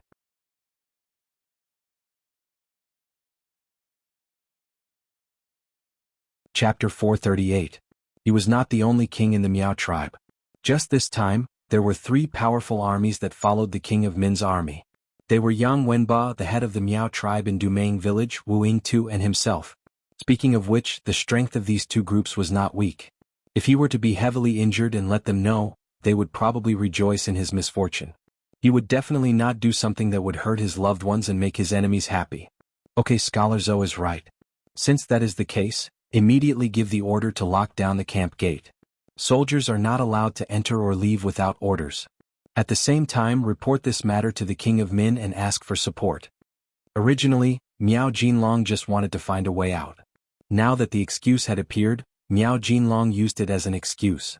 After this order was given, the camp with less than 70,000 Miao soldiers quickly quietened down. Regardless of whether it was the mercenaries or the South Ming army, they were all waiting for Miao Jun's reaction. From their point of view, it was normal for Miao Jun, who had suffered a loss, to calm down. However, it was also normal for him to retaliate crazily in anger. But no matter what it was, they wouldn't back down. They would deal with it as it came. Of course, if they had a choice, it was better not to use their weapons. After all, from a certain point of view, Miao Jun was only the auxiliary force of the king of Min's army. Even if they were eliminated, it would not be of much use. Instead, it would attract the king of Min's army to surround and attack them. Of course, unless they had enough power to fight them head-on. That would be a completely different attitude and thinking. They closely observed Miao Jun's movements. When the sun rose, Miao Jun suddenly quietened down. This was both reasonable and unexpected. But no matter what, now that they were quiet, everyone was temporarily safe. Kuang Yi, who stood on the top floor of Gaozhou's capital city, finally heaved a sigh of relief. Actually, he had a worry that he did not say out loud. That was, Miao Jun saw that the mercenaries were powerful and could not be provoked. Would he attack them in anger? So, they had to be on guard. Teacher, the sun is up. Miao Jun will not attack the city again. You have also stayed here for a night. Go back and have a good rest. Looking at Kuang Yi, who was over 60 years old, Guaning, as a student, said with a heartache. Hee. There was a smile on Kuang Ye's lips. Although he had stayed up all night, he did not seem to be in low spirits. Instead, he turned to Guaning and said, You see, this is the strength of the mercenaries. They had nearly 3 times the number of people and they used a night attack, yet they still did not gain the slightest advantage. Tell me, why is the court not willing to put such a good general in an important position? Teacher, His Majesty must have his own considerations. You should go and rest first. How could Guaning not know the meaning behind Kuang Ye's words? In fact, when he first heard that Yang Qindong also wanted the title of king with a different surname, he was also very angry. In his view, this was not a display of loyalty at all. But after thinking about it, Yang Qindong wasn't completely someone from the southern Ming Empire. If it wasn't for the emperor's invitation, he wouldn't even care about the chaos in Guangdong. Now that the chaos in Guangdong had been resolved, if they wanted them to resolve the chaos in Yunnan, how could they not pay a price? If he was Yang Qindong, he would probably also make some requests, even some excessive ones. This was because looking at a problem from a different perspective would lead to different results.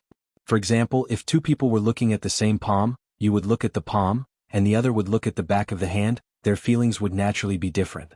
There was no such thing as absolute right or wrong.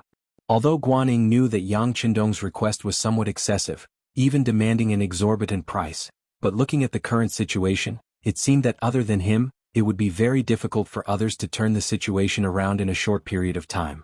It seemed that there was already a king with a different surname.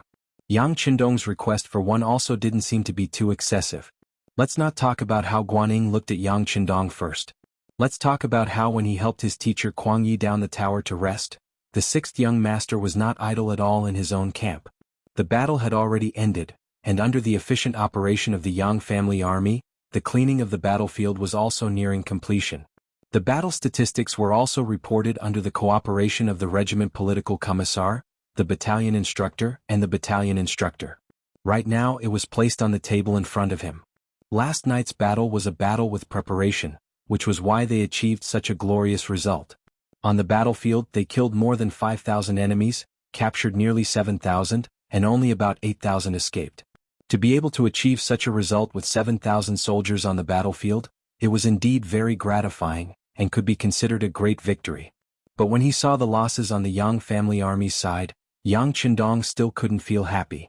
Not for other reasons but because it was written that 3 of the Cold Front Army soldiers were injured, 2 of the auxiliary soldiers were heavily injured, and 20 of the auxiliary soldiers were injured. 60 of the auxiliary soldiers were killed, 30 of them were heavily injured, and 300 of them were lightly injured. When the loss of nearly 100 people and more than 300 injured people was reported to Yang Qindong, his face sank unconsciously. This was a battle with preparation, especially when the mines were absolutely effective, but they still paid such a huge price. This made Yang Qindong realize that using cold weapons against cold weapons wasn't very reliable. In the past, the Yang family army could be said to have won every battle. Even when they faced the 100,000 Huang bandit army, they didn't suffer such great losses. All of this was because of the superiority of their weapons. This time, Yang Qindong intended to remove the new guns, wanting to see the effects of cold weapons, but the results were obviously not very satisfactory. Perhaps some people said that under the same cold weapons, they defeated 20,000 enemies with less than 400 casualties, and captured 7,000. No matter how one looked at it, it was a victory. This saying couldn't be said to be wrong, but at least it didn't apply to the Yang family army. What kind of people were the Yang family army, and what kind of training did they undergo? Not to mention the elite Cold Front Army and the auxiliary soldiers, even the auxiliary soldiers had undergone strict training. Quite a few of them had performed well in the forest battle exercise a while ago. But now, some of them had died on the battlefield and there was nothing left. After such a great sacrifice, the soldiers had died before they even reached the real battlefield. How could anyone be happy? China's history had already proven that they preferred to be kind like water, which meant that they didn't rush things. They were used to slowly changing others and stabilizing their own power. This was also the main reason why most of the founding emperors weren't young. Logically speaking, with Yang Qindong's age and the current situation, if he performed well and was conferred the title of king, it wasn't impossible for him to spy on the entire Great Ming Dynasty. On the contrary, he had a high chance of success, and it wasn't impossible for him to become the founding emperor of a generation. However, this method of boiling the frog in warm water wasn't what Yang Qindong wanted. He, who was familiar with history, knew very well what would happen in the future. He also knew that in a few years, the backbone of the Han people would be broken by a few 100,000 people. Then, they would rule for hundreds of years until the unforgettable 1840, when the backbone of the Qing dynasty was broken. That was more than 100 years of humiliation for the Han people. Even if great people appeared later on, it was extremely difficult to restore the prosperity of the past. The world structure had already been formed, and if they wanted to walk out, even a small step would be very difficult. Yang Qindong, who was once a soldier, understood this history too well. It was because he understood so much that his life's goal was to strengthen the Han people and allow the country, which was mainly Han people, to stand at the top of the world one day. However, it was clear that this was a beautiful dream. Perhaps it would come true one day, but it would require the combined efforts of many generations. He couldn't satisfy this in his previous life. The heavens gave him a chance and allowed him to come to the middle of the Great Ming Dynasty, which was still considered powerful. Most importantly, they gave him Datsang, a freakish existence. If he had such advanced knowledge, science and ideas, but still continued to advance step by step with Confucianism, he would be letting down everything. Yang Qindong needed to quickly rise up and stand at the top of the world. He wanted the Han people to be above everything else. Because of Datsang he had such strength. However, the world was so big and he didn't know how long it would take to conquer it. However, even if he knew that the world was very big, Yang Qindong still had to do it. Moreover, he could only do it sooner rather than later. It might take many years, but if he just thought about it and didn't do anything, it would become a task that could never be completed. A journey of 1,000 miles begins with a single step. Yang Qindong decided to act, so he had to increase his speed and quicken his pace. And now, although it was feasible to use cold weapons against cold weapons, at least this way, the pressure on the munitions factory behind him wouldn't be so great. However, what kind of price would he have to pay to achieve this goal? The young soldiers who joined the Yang family army did everything they could to let their parents, wives and children eat and wear warm clothes, to let them have something to rely on, and to let them live a better life. For this goal, they dared to use their lives on the battlefield, obtaining victory after victory. These people had even sacrificed their lives. Looking at Yang Qindong, he was actually willing to sacrifice lives just to reduce the pressure on the munitions factory and reduce the cost of advanced firearms. From this point of view, he was completely putting the cart before the horse. These were all good men and could not be bought with any amount of money. How could they be compared with an emotionless flintlock? This battle could be considered to have given Yang Qindong a great shock. It was also from this battle that he had a clearer understanding of what he needed and what he should give.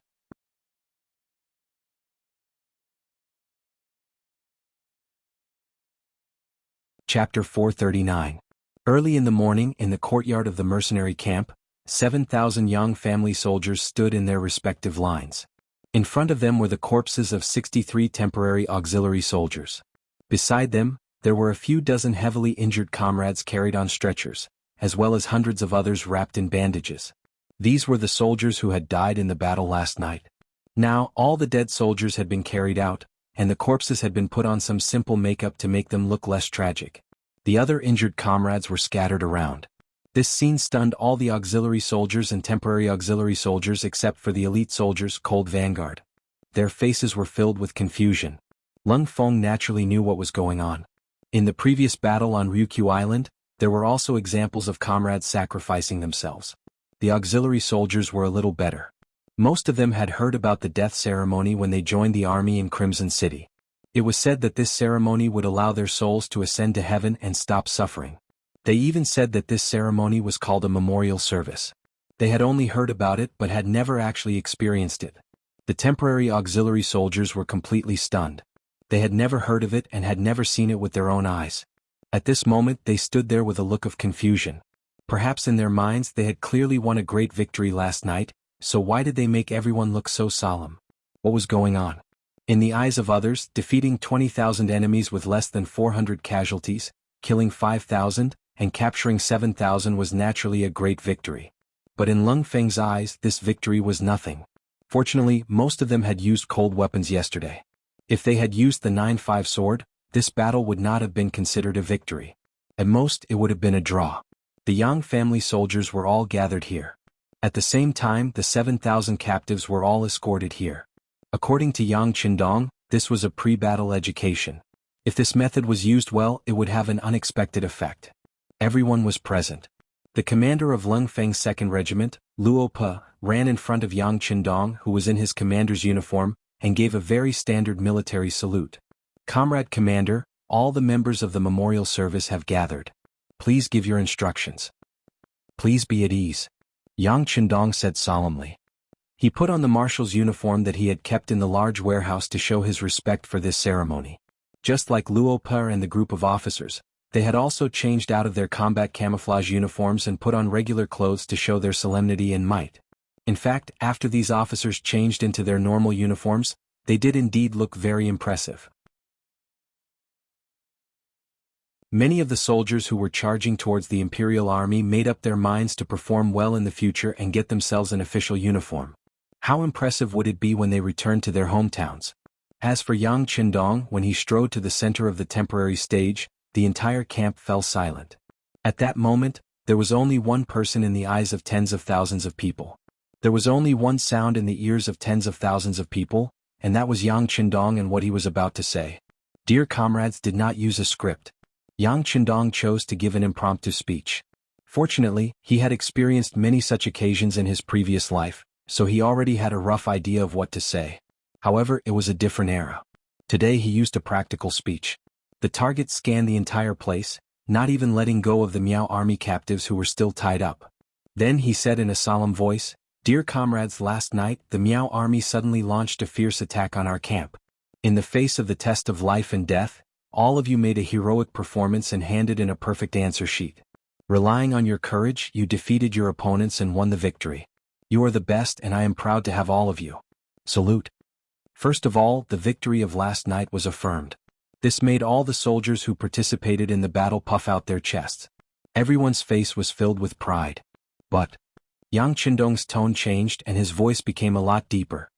"Some of our dear comrades and brothers sacrificed their lives to protect their dignity in the battle last night. They sacrificed their lives in exchange for victory. It is because of their heroic sacrifice that we have achieved our glorious and great victory. Today we are deeply mourning our beloved comrades. They are Zhang Hongdong from 1st Platoon, 1st Company of the 1st Auxiliary Battalion. Li Kaixian from 2nd Platoon, 1st Company of the 1st Auxiliary Battalion. Ren Zhuzi from 2nd Platoon, 1st Company of the 1st Platoon, 2nd Company of the 1st Auxiliary Battalion. Yang Weisong from 3rd Platoon, 1st Company of the 1st Platoon, 1st Company of the 1st Platoon, 1st Company of the 1st Platoon, 1st Company of the 1st Platoon, 1st Company of the 1st Platoon, 1st Company of the 1st Platoon, 1st Company of the 1st Platoon, 1st Company of the 1st Platoon, 1st Company of the 1st Platoon, 1st Company of the 1st Platoon, 1st Company of the 1st Platoon, 1st Company of the 1st Platoon, 1st Company of the 1st Platoon, 1st Company of the 1st Platoon, 1st Company of the 63 names were read out by Yang Qindong one by one. Every time he read out a name, a soldier's corpse behind him would be covered with a white sheet. When he finished reading out all the names, there were already soft sobbing sounds coming from the scene. Those who had tears in their eyes and could not help but cry were the friends and family of the dead soldiers. They were originally members of the Huang Bandit Army. They were citizens of the southern Ming Dynasty. However, they lost their homes in the war and could not survive. They had no choice but to join the army to make a living. However, in the end, no one knew whether they were lucky or unlucky. They became captives of the mercenaries and after a strict selection, they became temporary auxiliary soldiers. In last night's battle, after such a long period of psychological education and strict training, the temporary auxiliary soldiers showed a good performance. They displayed their valiant side completely and finally won the battle. However, in the end, because the enemy's numbers were too great and they didn't have much combat experience, 63 people died in the battle. It was war after all. People died. Everyone who participated in the battle was already prepared for this. Furthermore, they achieved such a great victory. Only 63 people died and less than 400 were injured. No matter how one looked at it, it was a great victory. Needless to say, when the results of the battle were tabulated, Many temporary auxiliary soldiers were given military merits because of their excellent performance. Some were directly promoted from temporary auxiliary soldiers to auxiliary soldiers. Some were focused on training among the temporary auxiliary soldiers and became the vice squad leader. There were also some who made military merits and were rewarded with silver tails. This good side quickly washed away the sadness of losing their comrades. Not to mention, they also heard that the higher-ups would actively search for the families of the deceased comrades. Once they were found, they would definitely be given a very generous pension. This was already enough.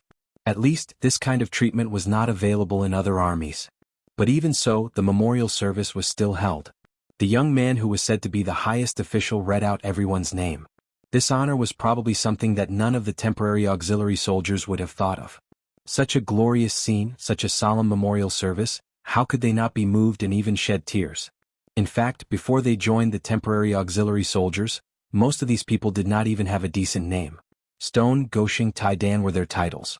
This was also because their families were too poor and it was said that a cheap name was easy to support. It was only after they joined the temporary auxiliary soldiers that they were given new names with the help of their instructors. Now, these new names would go with them. Presumably, if the dead really had a spirit, these 63 comrades would be able to rest in peace after seeing this scene. There were even more people who thought that if they could have such a solemn memorial service on the day they died, they would be satisfied. Now that he had come to this world, he was able to be remembered by others in an upright manner. This was something that he had never dared to think about in the past. Future generations would also be proud of this scene today. This scene also shocked the 7,000 captives of the Miao army. Although they had the name of the Miao army, very few of them were actually Miao, perhaps only 1/10 of them. The other 6,000 some were Han that the Miao army had recruited along the way. To these people, there was no sense of belonging or loyalty at all. Originally when they joined, it was just to fill their stomachs and survive. If not for the fact that they were all in their 20s and were stronger than the other young men, even if they wanted to join the Miao army temporarily, they would not be given the opportunity to do so. It was said that the most important symbol of the Ming dynasty's prosperity was the increase in population. After experiencing the resurgence of Taizu Zhu Yuanzhang, Qingzu Zhu Di and Ren Xuanji, the population of the Ming dynasty had reached a peak. The southwest had also not experienced the flames of war for a long time, so there were still many men in the prime of their lives. This was why Yang Qindong had taken a fancy to them and had intentionally walked out of the capital of Baiming. The great man had once said that many hands made light work. For Yang Qindong, who wanted to send the Han to the apex of the world, high-quality manpower was something that he urgently needed and could not let go of. Putting aside the physical condition of these people, the scene in front of them had completely shocked them. Although most of these people had never been on the battlefield, and even if they had only recently come into contact with war, but had they not seen pigs run before? Had they not eaten pork before? When had they ever heard of anyone giving such preferential treatment to dead soldiers? What kind of army was this? At this moment, a huge question mark had appeared in everyone's mind. In fact, it was not just the 6,000 some Han who were shocked. Even the 700 or so Miao soldiers were stunned. Because of geographical reasons, the Miao people had been entangled with the Han for many years. There were also many cases of intermarriage in private. It was truly a case of I am in you, I am in you. It seemed that there was no way to verify who was the pure-blooded Miao. It was precisely because they were too close to the Han that they could not distinguish between each other. This time, if Zhu Qizhan of Ying's sect had not been hot-headed and wanted to levy heavy taxes in the southwest to support his new army to fight the northern Ming, they would not have suddenly launched an attack under the King of Min's persuasion if they were not forced to the point where they could not survive. In the end, they did not have any ill feelings towards the great Ming. It was just that their living conditions were too bad and they had no choice but to rebel.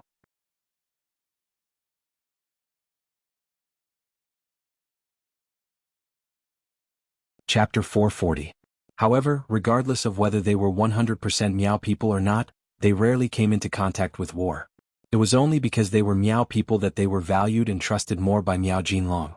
Hence, they were in a better position during the war. However, when it came to knowledge, they were no different from the other people of the great Ming dynasty. Just like the scene in front of them, they were also shocked. Although their hands were tied, it did not prevent them from widening their eyes to look at everything in front of them. They wanted to see what these mercenaries were up to. Under the gaze of more than 10,000 people, Yang Qindong finished reading the eulogy. Then he took off his military cap and shouted to the audience, Fire the gun and mourn for our dead comrades for 3 minutes. After that, Yang Chendong was the first to take the initiative to lower his head, followed by Tiger's Mane, Beta Persei, and the others beside him. Then it was Commander Luo Pe, Political Commissar Kong Jie, and a group of Lung Feng auxiliary soldiers and temporary auxiliary soldiers. More than 7,000 people lowered their heads at the same time to mourn for their dead comrades. The scene was so grand and solemn that it shocked the 7,000 captives. At this moment, their hearts seemed to have been pierced deeply by something, making it difficult for them to breathe. Bang bang bang! Captain Chiu V of the 1st Guard Unit and Captain Dao Xiao of the 2nd Guard Unit led a group of team members and began to fire the gun, sending their comrades on their way to heaven. Under the sound of gunfire, especially the continuous firing of bullets, the 7,000 captives received a re-education process in their hearts. Come, cremate the 63 martyrs and send their bones back to the Monument of Heroes in the city. In the future they will forever be worshipped by future generations. Their names will also be engraved on the heroes list for their descendants to pay homage to and for the world to remember. Under Yang Chendong's roar, piles of torches were lit and the 63 corpses were burning. No one knew if it was an illusion, but at this moment, many people seemed to see a breeze blowing over these burning corpses. It was as if their souls were really liberated, either going to heaven or reincarnating to a better world. The memorial service was over, but the significance of this symbol was far from over. This was equivalent to a big lesson, and every step was deeply knocked on everyone's heart. At this moment, it seemed that the onlookers were no longer afraid of death. In their minds, after death, their souls had a place to stay. What was there to be afraid of? Soldiers dying on the battlefield, wasn't this a kind of fate? On the contrary, what if they did not die and could survive? Didn't that mean that there would be more good days in the future? Even if they were dead, their families would have someone to rely on. Furthermore, their chances of survival were still very high. At this moment, all the soldiers to the army's morale, at this moment the entire army's army. The memorial service was also a shock to the 7,000 captives. They had never seen or even heard of such a ceremony before, and it deeply stimulated them. Chiu chiu with chiu chiu with chiu to percent v chiu with chiu chiu chiu. After all, they were about to expand into the southwest region. If they had the help of these locals, especially the Miao people, they would be able to achieve twice the results with half the effort. Yang Chendong already had such a plan and Kong Jie had volunteered. There was no reason for him to refuse. With a wave of his hand, he indicated that as long as they had a clean background and weren't evil people, he would consider taking them in as temporary auxiliary soldiers. At the same time, he promised them that if they performed well, they would be given the same opportunity to compete with other temporary auxiliary soldiers. Kong Jie, who had been thinking about the situation, left to carry out the order. Then, with the instructors and company instructors as the backbone and some soldiers who were good at talking, they formed small groups and went deep into the captives. They began to investigate the past of these captives and filter out potential recruits. Under such a strong psychological attack, the Han people who originally did not have much of a sense of belonging quickly accepted the change. Once the first step was taken, the rest of the matters would be easy to handle. Not long after, the captive soldiers began to change their allegiance. Even some of the Miao people were convinced by them. Perhaps they knew from the start that no matter who became the emperor and conquered the country, it would not have much to do with them. Since that was the case, they might as well follow the mercenaries in front of them. They had heard from the auxiliary soldiers of Lung Feng that their families were living a rich and beautiful life. Some of the things that came out of their mouths were things that the captives had never even heard of before. However, when they saw these people describing everything with a straight face, and everyone saying more or less the same thing, they believed them. Not to mention that what was said was true, even if it was a lie, it was not uncommon for it to become true after a lot of people said it. Of course, not everyone could be taken in as temporary auxiliary soldiers. After investigating and encouraging people to report and expose them, they still found some people with bad natures. Among them were Miao people and Han people. Not long ago, when they attacked the cities of the southern Ming dynasty, they did many bad things like burning, killing, and looting. Once these people were found, Kong Jie would sentence them according to their evil deeds. In Chichen City, the relevant laws were gradually being perfected. There were also some rules that stated what kind of crime a person committed and what kind of punishment they would receive. According to this request, the punishment was placed on these villains. Immediately, more than 100 people were sentenced to death, and more than 600 people were sentenced to reform through labor for different terms. Those who were sentenced to death were directly executed in the military camp.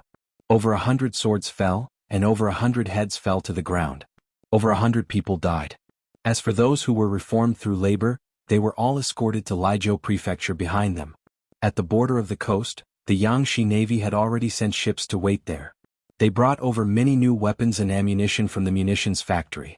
Other than these 600-plus criminals who had done something wrong, there were also over 1,000 Han and Miao people who did not want to join the temporary auxiliary army because they did not meet the requirements or did not understand the situation.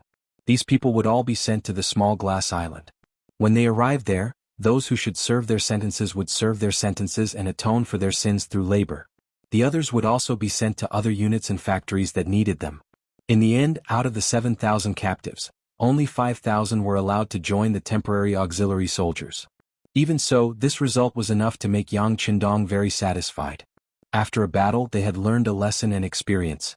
The strength of the military had also been strengthened. No matter how one looked at it, it was worth it. At the same time, the 5,000 people who were accepted were also very happy. Not to mention what they had learned in the past few days that made them have a good impression of the mercenaries, just the basic necessities of life had greatly improved. They just casually took one out. The shoes they usually wore were straw sandals.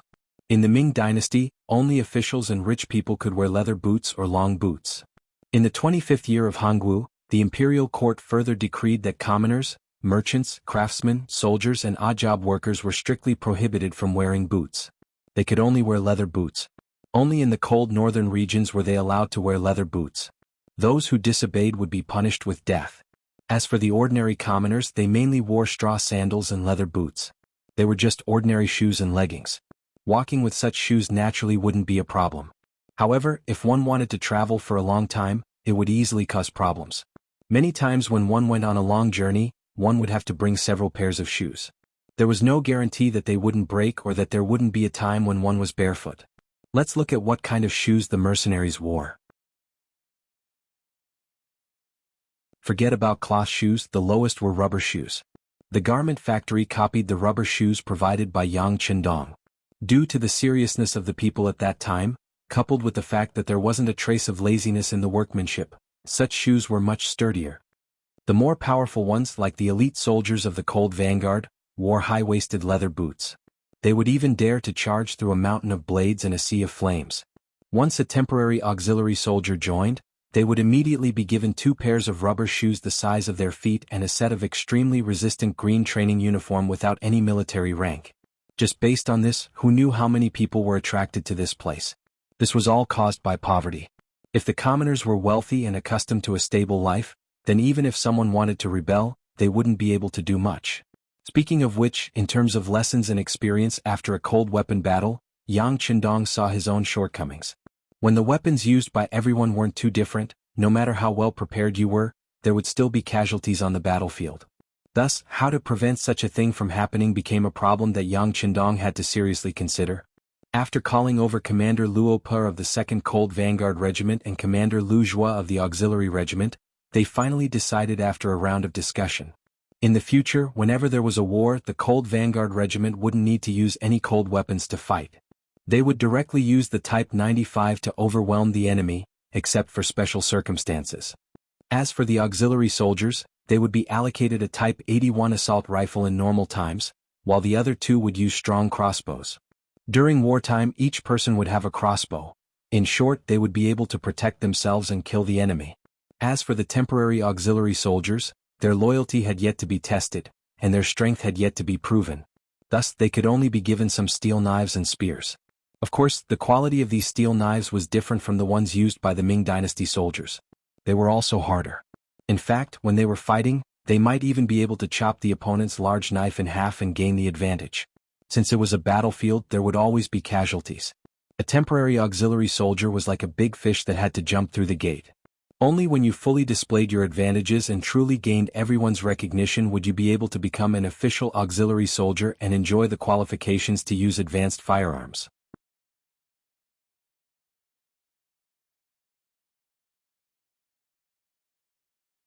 Chapter 441.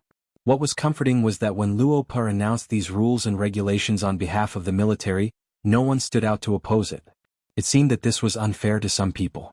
However, if one wanted to succeed and gain something, how could he reap without putting in the effort? For those who were not capable, even if you gave them the 95 style, they might not be able to survive on the cruel battlefield. Strict hierarchy was necessary in many cases, especially in the military. There was no clear hierarchy. On the battlefield, one had to listen to someone else. Once an army had 2 or more voices, no matter how powerful it would not be far from destruction. Yang Qindong was still digesting the captives who had just joined the temporary auxiliary army. Fortunately, such things had happened before. Whether it was the grievance meeting, all kinds of ideological education, strict training, better food, better treatment, cohesiveness, sense of loyalty, etc., all of these had played a big role. Yang Qindong believed that in at most half a month, these 5,000 new soldiers would be integrated into this big family. In addition to the originally disorganized organization, there should be no problem with the soldiers and fighting strength under the guidance of the old and the new. The mercenaries were actively making preparations here. The other forces were not idle either. Miao Jinlong suffered a great loss in the hands of the mercenaries. Scholar Zhou's words were more important to him. The king of Miao, who was almost as obedient as the king of Miao, first adopted a defensive posture and firmly controlled his nearly 60,000 troops in the military camp.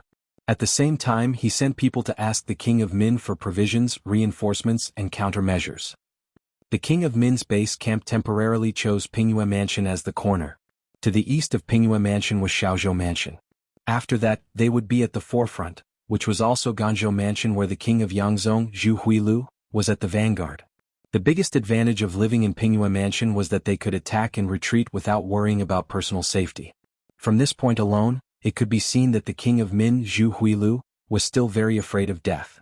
In history, Zhu Huiliang was described as a very unbearable person. After the death of his father, Zhu Huiliang, his 2 younger brothers, Zhu Huiliang, the prince of Guangdong, and Zhu Huiliang, the prince of Yangzhong, were not on good terms with him, causing serious internal friction. In the end, they were suspected by the imperial court and did not have a good ending. However, history was history after all. It was also written by people and limited by various objective factors.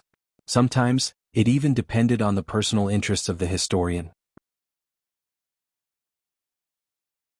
Just like Yongzheng of the Qing dynasty in the future, there were all kinds of opinions about whether or not he was the legitimate successor to the throne. However, this did not prevent him from becoming the bridge between the Kangxi and Qianlong dynasties. Zhu Huihua was the one who was underestimated by history. Otherwise, how could he inherit the title of King of Min? Perhaps some people would say that it was a matter of course for the eldest son to inherit the throne, but how many eldest sons did not live to the day when they should stand up? Not only did Zhu Huihua survive to this point, but he was also able to gather such an army that could resist the southern Ming Empire and force them to retreat step by step. This was already a kind of ability. Different from Miao Jinlong, Zhu Huihua naturally had a lot of talented people around him. Not to mention that his 2 younger brothers were helping him, he also had a lot of civil and military officials under him. Just speaking of this period of time, he had also recruited a lot of elites and talents. For example, Yen Tao, one of the original chief arresters of the Ministry of Justice who escaped from Baiming's capital, was now working under him. Yen Tao had listened to Wu Yang's words. In addition, his immediate superior Yu Shiyue and Yang Qindong were not on good terms. Thus, he thought that riches and honor could only be found in danger, so he walked on a tightrope. However, Yang Qindong's strength was too strong. In the end, he had to admit defeat and leave his hometown. After a while, he heard about the rise of King of Min and came over to seek refuge. Zhu Huihua, who was in urgent need of people, arranged for him to be by his side. He was one of the guards. Sometimes, when it came to people and things related to Baiming, he would also ask for his opinion. In addition to Yen Tao, there were also people sent by Baiming. Zhou Quan, the adopted son of LV Gue, the commander of Baiming's genie guards, was also working for King of Min. Different from Yen Tao, he could not be seen in the light. He could only come forward to give advice in secret or on some important matters. When a person's ability was too strong, he would make some friends and inevitably offend some enemies. For example, some people in Baiming had been looking forward to his death. In their view, only when Yang Qindong died could they have a day of success. Only then could Dai Zong truly and completely control the imperial power. Some people could then share the various benefits brought by power with Dai Zong and Zhu Qiyu. Zhou Quan was sent by LV Gue. Of course, Zhu Qiyu also knew about his arrival. Moreover, he was a supporter who turned a blind eye to it. To put it bluntly, he also hoped that Yang Qindong could die. It would be best if he could die in the territory of the southern Ming dynasty. In that case, he could make a big fuss. It was precisely because of the arrival of Zhou Quan and Yan Tao that King of Min Zhu Huihua had a more intuitive understanding of Yang Qindong.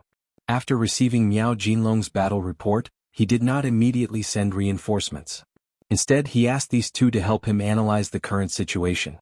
In a side hall of the temporary King of Min's mansion, Zhu Huihua looked at Zhou Quan and Yan Tao with great interest and asked, "You two have always said that this Duke of Loyalty is a tiger. Now we are going to face him. Do you have any better suggestions?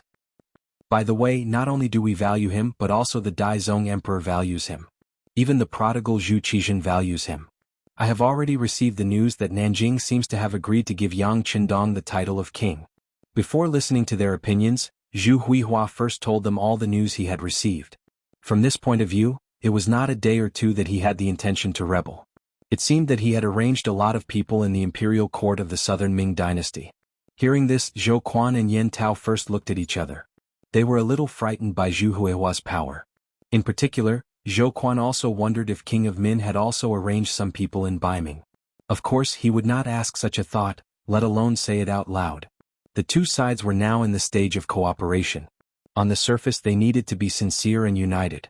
Since Zhu Huihua asked as a subordinate and a helper, the two had to speak. But before speaking, Zhou Quan, who was from the Brocade Guard, asked a question first. "Your Highness King of Min, isn't there news that Yang Qindong was assassinated and poisoned and will not live for long?" It was not strange for Zhou Quan to ask such a question.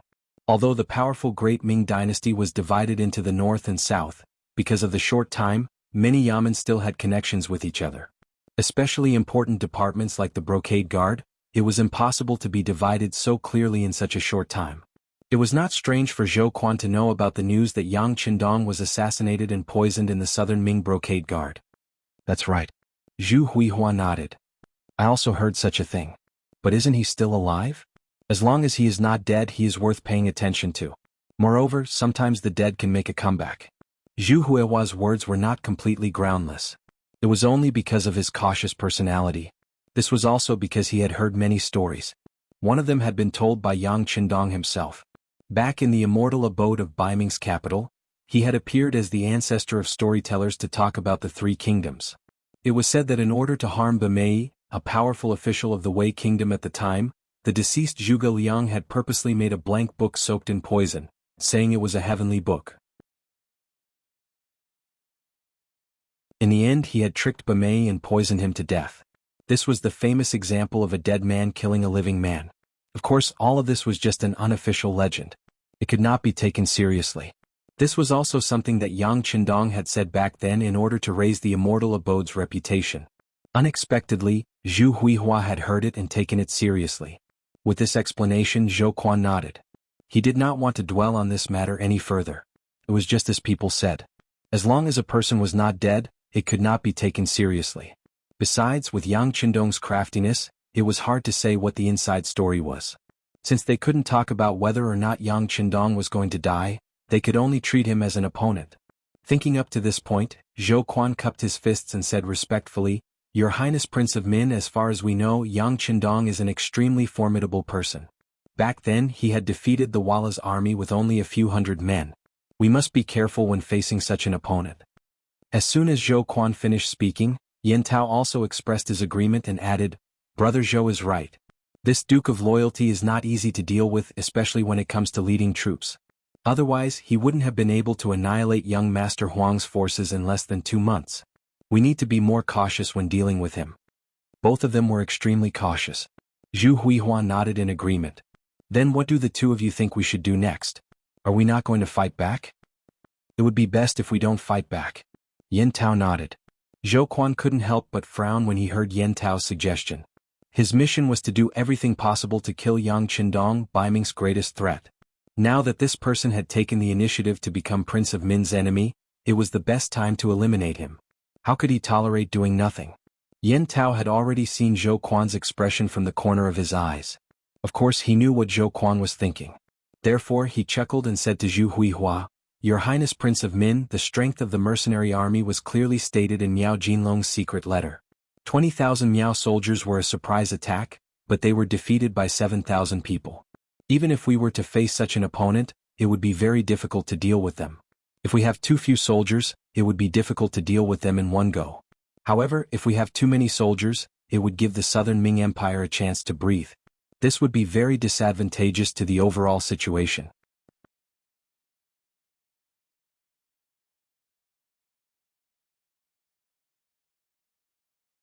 Chapter 442. Nodding his head, Zhu Huijin asked seriously, "Then according to General Yen, what should we do?" Yen Tao was one of Zhu Huijin's guards, and he was given the position of General of the Guards. It was reasonable to call him General Yen. It was also because he was trusted by King Min that Yen Tao decided to assist him sincerely. Hearing his master's question, he confidently raised 2 fingers and said, "It's simple. Against such a strong opponent, we have to work together openly and covertly to suppress him." Work together openly and covertly? Interesting, let's hear it. Zhu Huijin asked with interest. He knew that Yen Tao was once Yang Qindong's opponent. What kind of person understood you the best? It was usually your opponent. Zhou Quan originally wanted to interrupt. At least he would not allow Yen Tao to do as he said and not do anything to Yang Qindong. If that was the case, how could he complete his mission? However, now that he heard about the 2 methods, one in the open and one in the dark, his curiosity was piqued. He suppressed the words he wanted to say and looked at Yen Tao. "It's simple. On the bright side, we can send people to the vicinity of Gaozhou Prefecture and use the army to surround it. We can use this to tell the Duke of Loyalty that we are not to be trifled with. If he really wants to work for the Southern Ming Empire, then it is very likely that he will fight to the death. In the end, no one will end up well. Presumably, as long as he is a smart person, he will not act rashly. This will also create an opportunity for us to work on the dark side." "What's the dark side?" Zhu Huijin asked impatiently. He had a feeling that Yen Tao did not come up with this idea on the spur of the moment.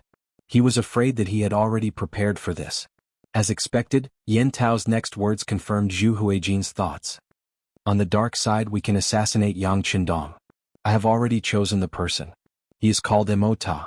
His martial arts are strong and he is a native of Jiaoji. He also served in the Jiaoji army. Later on, when he was severely punished for doing something wrong, I saved him and arranged for him to stay in Gaozhou Prefecture." When speaking of this, Yen Tao's face was calm and composed, as if he was talking about something insignificant. "What? You have arranged the people? Is this the assassination of Yang Qin going to the east? But will he find out?" This time, Zhou Quan could not hold back and asked a series of questions. In response to Zhou Quan's question, Yen Tao smiled and said, "Don't worry, brother Zhou. Mo Tua went to Gaozhou Prefecture more than a month ago as a refugee and has become friends with many people there. He shouldn't be suspected." "Oh, did you foresee today's situation more than a month ago?" This time, it was Zhu Huichuan's turn to have a look of disbelief. "That's not it." Facing Zhu Huihua, Yen Tao certainly didn't dare to be arrogant. He told the truth. "Originally, I arranged this person to get information there, but I didn't expect Yang Qindong to go there. This subordinate had this idea temporarily." "Aha, that's a sudden idea, good. For some things, the more unintentional it is, the more likely it is to succeed. If it is not deliberate, there will always be traces left behind. Alright, then let this Mo Tua assassinate Yang Qindong. If he succeeds, then that would be for the best. If he fails, then we won't have to bear the blame." Zhu Huichun laughed a few times and said a few good words. Obviously, he had already approved of this plan in his heart. "Your Highness is wise. That is how it should be. It would be best if Mo Tua could kill Yang Qindong. Of course, in this subordinate's opinion, it would be very difficult to do so. This Duke of Loyalty has many experts protecting him. Fortunately, it doesn't matter if it doesn't work out. As long as Emota dies, all the blame can be pushed to the Jiaoji people. At that time, Your Highness only needs to send someone to explain to Yang Qindong, and you can also promise to let him seek revenge from the Jiaoji people. In this way, when 2 tigers fight, one will definitely be injured and we can reap the benefits." "That's right. At that time, no matter who wins or loses, they will be greatly injured. It will be much easier to deal with them." Zhu Huiyu couldn't help but nod. Seeing Yen Tao so confident, he felt gratified in his heart, but at the same time he asked with some concern, "If the assassin didn't succeed and was caught instead, wouldn't it be bad if he gave you up?" For Zhu Huijin to ask such a question, it was enough to show that he had seriously considered this matter and even agreed. Yen Tao was overjoyed. He cupped his fists and said, "Your Highness, please rest assured. This subordinate has already made arrangements. Once Emota attacks, regardless of whether he lives or dies, he will not be able to survive." Since Yen Tao said this, he clearly had complete confidence. Zhu Huijin relaxed. Good. Since that is the case, this prince will immediately arrange for Xuanzhou's general, Lu Dedeo, to lead 30,000 soldiers to the Guanghai Guard. First, we will take control of that place. This way we will form an encirclement. It will not be easy for this loyal duke to escape. After the assassination, I will send Qin Tian to negotiate. I think this matter will be successful. Qin Tian was known for his eloquence. He was also one of Zhu Huijin's capable officials. As far as Zhu Huijin was concerned, he was very satisfied with Yan Tao's plan. The key point was that not only could he use this opportunity to deal with Yang Qindong, even if the matter did not succeed, he could ignite the flames of war between Jiaozhi and Yang Qindong. Jiaozhi agreed to send troops and did send troops. This caused the King of Min's faction's reputation to soar. They seemed to be a great help. However, in reality Jiaozhi had made all sorts of demands in this period of time. Although they were not excessive, Zhu Huijin felt that if he did not stop them, it would not be long before the other party's appetite was not something he could satisfy. At that time, a civil war would inevitably erupt. Since this was the case, releasing Yang Qindong early and letting them fight a war of attrition would only be beneficial to him. As for who would win and whether the King of Min's faction would suffer a great loss after losing Jiaozhi, Zhu Huijin was not very worried. From Yunnan to Guangxi and then to Guangdong, he had seen through the southern Ming strength. Furthermore, he had taken the opportunity to expand his army by hundreds of thousands. At this moment he was not as afraid as before. Even without the help of the Jiaozhi army, he was confident that he could take on the southern Ming army. If things went well, even if he defeated them, it would not be a problem for him to replace them. Since this was the case, this plan was definitely feasible. Zhou Quan, who was standing at the side, did not say anything. Because regardless of whether it was the assassination or the battle between Jiaozhi and Yang Qindong, this was equivalent to helping him complete his mission. Since this was the case, what else was there to worry about? Yan Tao's plan was approved just like that. Next, he would send someone to inform Mo Ta in Gaozhou Prefecture and let him find an opportunity to cause trouble. Gaozhou Prefecture. 2 pieces of news, one good and one bad, were sent to the Minister of War, Kuang Yi. The bad news was that the King of Min's faction had sent his general, Lu Dedeo, to the Guanghai Guards with 30,000 soldiers. As a result, Gaozhou Prefecture was under attack from 3 sides.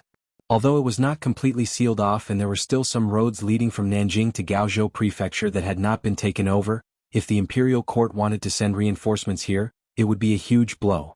Now that it was surrounded, Kuang Yi knew that it would be difficult to protect Gaozhou Prefecture. Not to mention other things, just the matter of food was enough for the 30 to 40,000 people in Gaozhou Prefecture to worry about. Fortunately, the good news was also sent. Zhu Qizhen finally replied to Kuang Yi's secret report. When the decree was sent to Kuang Yi, he immediately opened it. When he saw the contents, he was half happy and half worried. He was happy that Emperor Yingzong did not immediately reject Yang Qindong's request for the title of King of Min. He was worried that such a big matter had to be discussed with Baiming's substitute Zhu Qiyu and that he had to settle the King of Min's rebellion first. Kuang Yi, the minister of the Ministry of War, was very clear about the scale of the rebellion of King of Min as he was involved in it. Not to mention other things, just in terms of scale, with the addition of the Miao army from Yunnan, Guangxi and Guangdong, it already involved 5 million people. In the middle of the Ming dynasty, the population was around 50 million. It had not reached the 60 million at the peak of the late Ming dynasty, but compared to the entire world, it was already a lot. Just the number of people in the rebel army was close to 1 million. If the Miao army and the Jiaozhi army were added in, it would be even more. How many troops did Yang Qindong have? There were no more than 10,000 of them. And this was because he had defeated Miao Jinlong and used the prisoners as his soldiers. Speaking of Yang Qindong's expansion of the army, it was actually against the rules. Before, he could use the captives on the battlefield to expand his army because he had the identity of an imperial envoy. He had the power to make arbitrary decisions and take advantage of the situation. There was nothing wrong with doing so. However, right now, his identity as an imperial envoy had been taken away, and his identity had once again become a duke. If he still wanted to expand the army under these circumstances, it was tantamount to a provocation to the imperial power. Just based on this point, Kuang Yi and the others could use this to condemn him. However, the current situation was like this.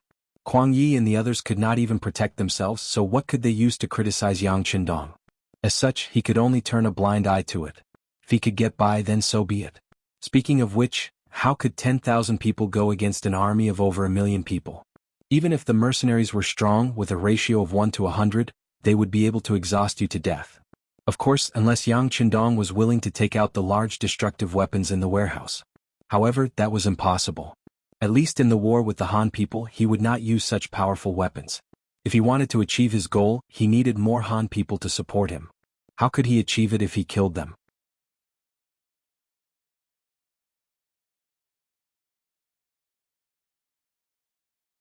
Chapter 443. Not to mention, Kuang Yi didn't know that Yang Qindong had a large warehouse and many powerful weapons from hundreds of years later. He didn't think highly of Yang Qindong just from the number of troops. Even if he believed that this army could fight, it shouldn't be like this. From this point of view, Ying Zong didn't have any sincerity at all, not to mention asking for Bai Ming's approval. That was even more impossible. Think about it, the Southern Ming had internal strife. What did it have to do with Bai Ming? They couldn't wait to see a joke. In order to solve the problem, Ying Zong wanted their approval to be bestowed the title of king. This was simply unrealistic. Just like when Mu Bin was bestowed the title of king of Shiping, why didn't he say anything to Bai Ming? Now that Yang Qindong was about to be bestowed the title of king, he remembered everything. If this wasn't artificial difficulties, then what was? Of course, these were all Kuang Ye's thoughts. As a subject of the Great Ming, he couldn't question the emperor's decision. Now he was thinking about how to explain this matter to Yang Qindong clearly. He wasn't even sure if Yang Qindong would be angry and make things difficult for him if he read this decree. Others definitely wouldn't, but when it came to Yang Qindong, everything was possible. Kuang Yi couldn't make up his mind, so he called Guanyin, Ma Wei and Yu Guang over. He first showed them the emperor's decree, then asked with a helpless expression, "Do the three generals have any ideas?" After the three of them read it, their expressions became very ugly. They could clearly see that Ying Zong didn't want to be bestowed the title of king. However, they were just some insignificant or border officials. What ideas could they have? Just like this, the three of them were silent for a long time. When Kuang Yi was a little impatient, Guanyin carefully said, "Teacher, this matter should be discussed with the Duke of Loyalty and see if there are any other conditions. As for the location, I think Gaozhou City is more suitable."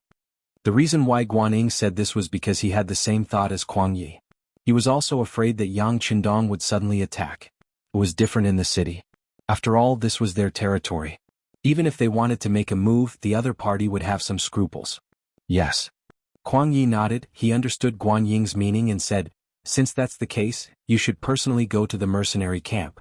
Regardless of whether you can meet the Duke of Loyalty or not, just tell him that you want to discuss this matter." "I understand." Guanyin nodded. Coldfront Barracks. Zhu Qixin's decision regarding Ying Zong had been sent over yesterday. With a powerful eunuch like Mao Mu in the palace and the fact that this matter was not a secret to begin with, he had informed the Yangxie Security Bureau personnel in the city. Yang Qindong, who had received this information a day earlier, let out a long sigh after reading it. He knew that he had underestimated the situation. He was different from Mu Bin. Yang Qindong knew this very well. Mu Bin had only lived in Yunnan for a long time and his influence was limited there. Moreover, most of the soldiers under his command belonged to the imperial court. In other words, if he made any strange moves, those soldiers might not listen to him. However, he was different. He had the most elite mercenary army in the world. That was an existence that everyone was afraid of. In addition, when he was in Bai Ming, he had the ability to overthrow the Minister of Justice, Yu Shiyue. This kind of influence was not something that a mere Mu family could achieve. It was precisely because his influence was not limited to one place that it was normal for Zhu Qixin to be on guard against him. Under such circumstances, how could Zhu Qixin give him the title of king? If it were someone else, if he was not given the title of king, he would withdraw his troops. In any case, his headquarters was in Bai Ming. Now Bai Ming was still very safe. At worst, he could just return to Yang Village and do whatever he wanted with the outside world. However, Yang Qindong's goal was set long ago. He could not let go of this no matter what. Especially since this war involved Jiaoji. Jiaoji was definitely a foreign race. He could not allow the foreign race to oppress and invade the Han people. In other words, regardless of whether Ying Zong agreed to give him the title of king or not, he would not give him even the slightest benefit.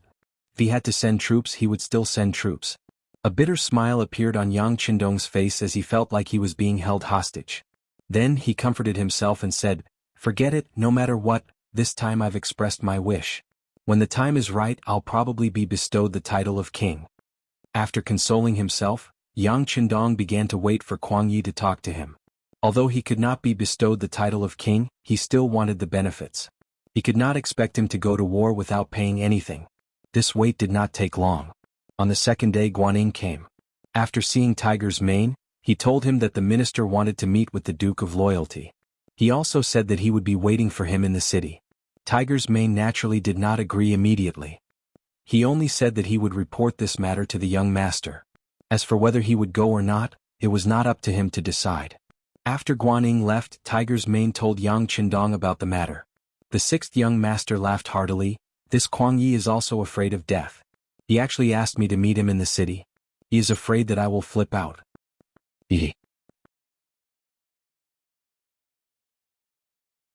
Seeing that even the Minister of War was intimidated by the young master's reputation, Hu Meng naturally had a smile on his face, as if he had something to do with honor. Well, if that is the case, how about we give him face? Not only do we have to go, but we also have to go quickly. We have to act as if we are in a hurry. Only by doing this can we get more benefits. Yang Qindong quickly made a decision. He had to act as if he did not know anything. This way, when he heard the news, he would flip out. No matter what he said or did, others would be able to understand. Yang Qindong wanted to enter the city for negotiations. Tiger's Mane immediately went to arrange it. Although there should not be any danger at this time, the young master's safety was definitely the most important thing in Yangxia. There was no room for carelessness. He immediately gathered a total of 60 people from the first and second guards to be responsible for the young master's close safety. Then he mobilized a company of elites, the Cold Front, to be responsible for the periphery. In addition, he had the Wolf Fang Special Forces and the Ghost Sniper team to secretly cooperate with him. Just like how Kuang Yi was guarding against Yang Qindong, how could they not be on guard against each other? After doing these things, Tiger's Mane reported the situation to Yang Qindong. He just nodded slightly to show that he understood and did not say anything. This was the concern of his subordinates. Of course he had to accept it. After all, if something really happened to him, then the world would really be in chaos. When Tiger's Mane reported, as the first wife, Hu Yin, was tidying up Yang Qindong's clothes. They had been married for more than a year, and Hu Yin had completed the transformation from a little girl to a qualified wife. Her behavior was more natural and graceful. From a girl in the Hu family to Yang Qindong's wife, Hu Yin did not feel too uncomfortable. Of course, this was because of Yang Qindong's protection, but at the same time, it was also because there were no parents-in-law. Without anyone to control her, she could obtain the greatest power as soon as she came in. When she did things naturally, she did not have to worry too much. It had been smooth sailing, especially after Yang Qindong treated her very well after marriage. This made Hu Yin very satisfied. Even so, she still had a regret in her heart. That was, after such a long time, she was still not pregnant with her husband's flesh and blood. In this era there were 3 ways to be unfilial, and the worst was to have no descendants. One could imagine how much pressure she was under. If it were not for Yang Qindong repeatedly emphasizing that now was the time of war, and the environment was not conducive to having children, and if it were not for the other 3 wives who were also not pregnant, she was afraid that she would not have been able to resist. Naturally, Hu Yin did not know that the lack of children was partly caused by Yang Qindong. He did his best to take various measures in the bedroom. Of course, it was not that he did not want children, but for the sake of the wives. He remembered reading a book in his later life, which said that the best age for a woman to conceive was between the ages of 22 and 23. At that time, a woman's body was at its best. Now, none of the wives were over 20, so he was not in a hurry. Of course, if they were really pregnant by accident, he would be very happy and attach great importance to it. She carefully helped Yang Qindong put on the iconic set of green clothes and looked around. When she was sure that everything was fine, Hu Yin nodded with satisfaction. Yes, my 6th son is handsome. Ah, don't praise yourself like this. Listening to Hu Yan's sigh, Yang Qindong could not help but be happy. Even if he had a calm heart, it made him very happy to be praised by the person he loved. Seeing that Yang Qindong seemed to be in a good mood, Hu Yin opened her mouth, but did not say anything. Yang Qindong saw her hesitant look. What's wrong? Is there anything that can't be said between us? Since Yang Qindong asked, Hu Yin said with some embarrassment, 6th son, it's like this. We also want to enter the city to have a look. Sister Shui has mentioned this to me twice, but considering that you have been busy, she did not mention it. Today you enter the city and take us in to have a look. Don't worry, we know what to do and will bring guards with us. Besides, with Tai Qingyi and the others, no one will be blind enough to provoke us. It was no wonder that Hu Yen would have such a request. After all, she was a woman who was not even 20 years old. At first, she was excited and curious about staying in the military camp every day, but after a long time, it was inevitable that she would feel bored. Therefore, a while ago, 3rd Madame Shui had asked if she could go to Gaozhou Prefecture. Considering that she did not want to cause trouble for her husband, Hu Yen refused. However, seeing that Yang Qindong was going to enter the city today, she wondered if she should go with him. After all, not only did she want to go, but so did Sister Shui. Even if it was for Sister Shui's sake, she should say this idea.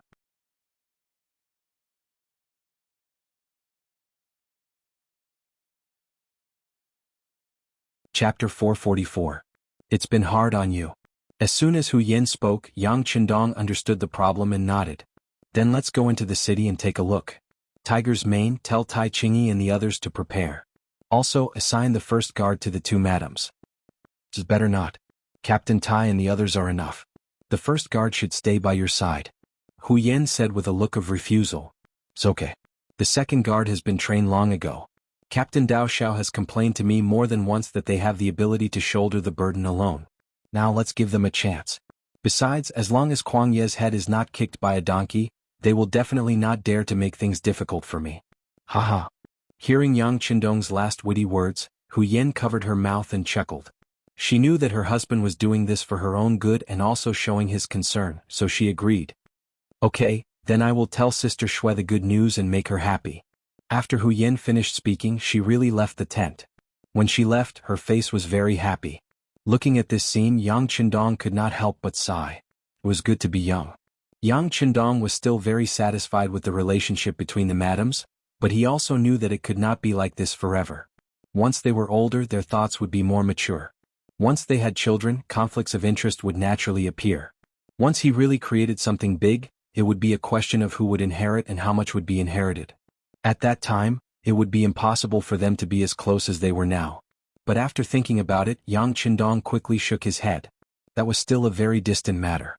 There was no need to think so much now. It was better to think about the meeting with Kuang Yi first. After receiving the information about Nanjing yesterday, Yang Qindong knew that after being disappointed, he also understood his position in Zhu Qizhen's heart. Others could be crowned king, but he could not. It seemed that Zhu Qizhen was very afraid of him. In other words, he had already formed such an impression in the other party's heart. It would be very difficult or even impossible to change it. Even if he disbanded the mercenaries now, it would only be a temporary peace. It would be impossible for him to live in peace forever. Once they seized the opportunity and created something that could be used against them, it would be the time for the army to be locked up. In the final analysis, Yang Qindong had already seen that Zhu Qizhen would not tolerate him after testing him with the king bestowment request.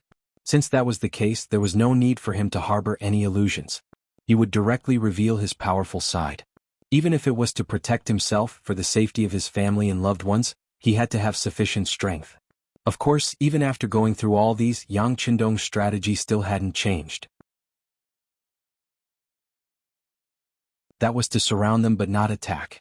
Even though the great Ming dynasty was divided into the north and the south, the majority of the commoners still managed to get by.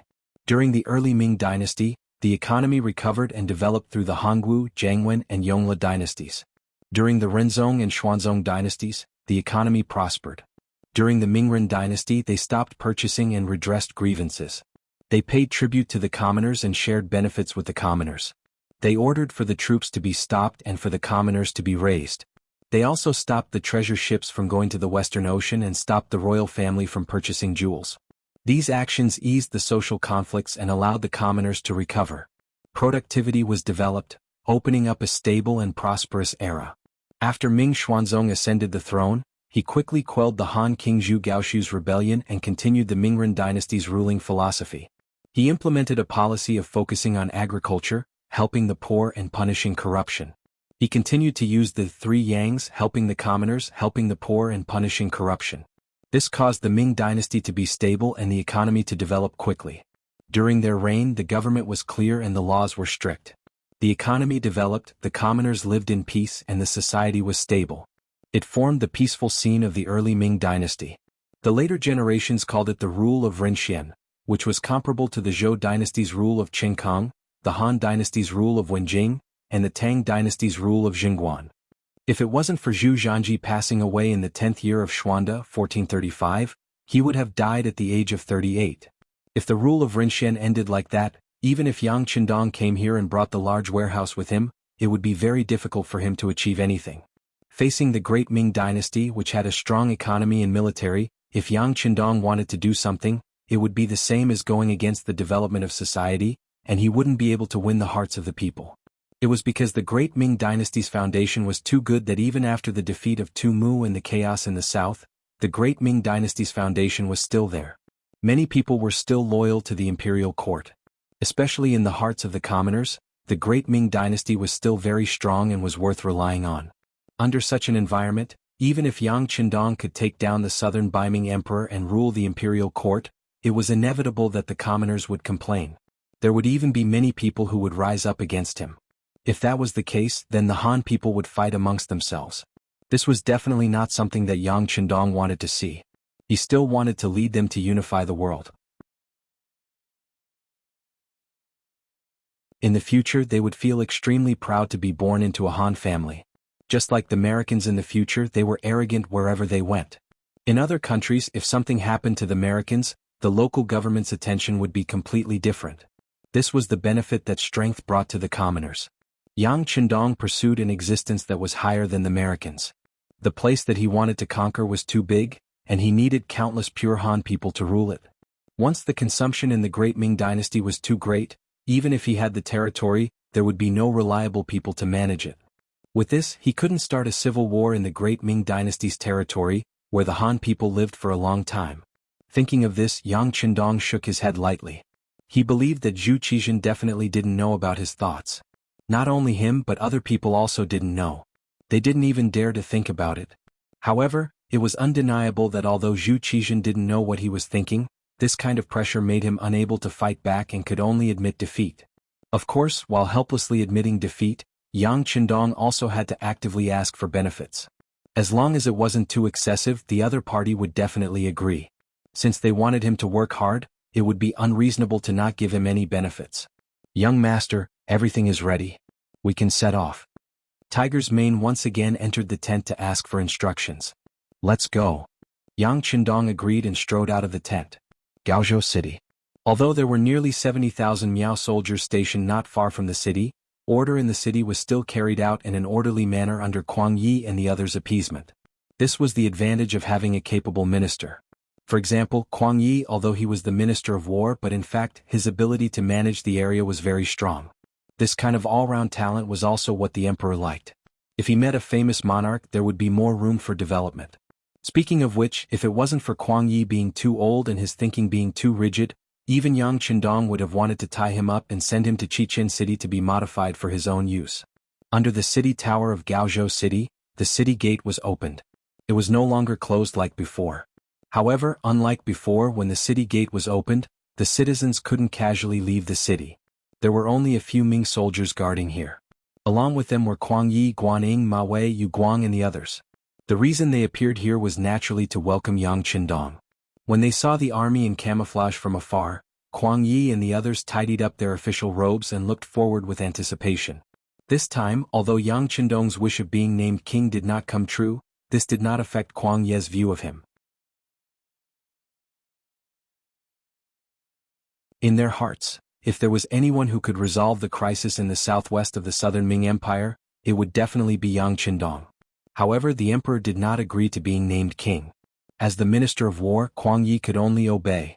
While taking advantage of today's opportunity to send the imperial edict, he also hoped to persuade Yang Qindong to focus on the overall situation.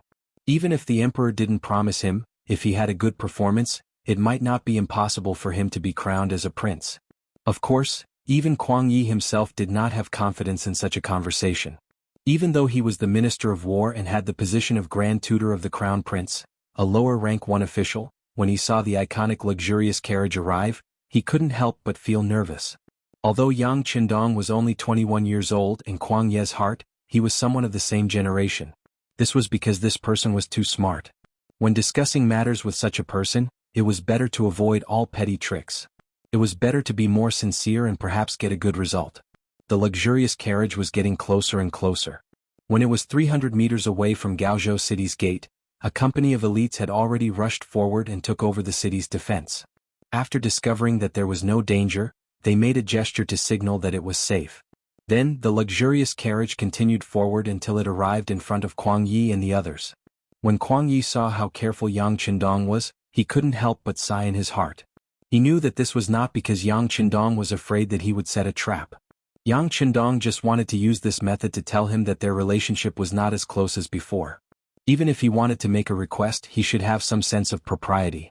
In the end, the carriage stopped in front of Kuang Yi and the others. Then, the tall Beta Persei stretched out and opened the carriage's curtains. Then Yang Qindong, dressed in green, walked out.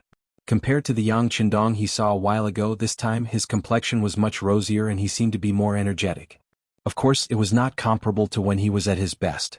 But the more he looked like he had just recovered from a serious illness, the more it could be used as proof that he had indeed been seriously ill before.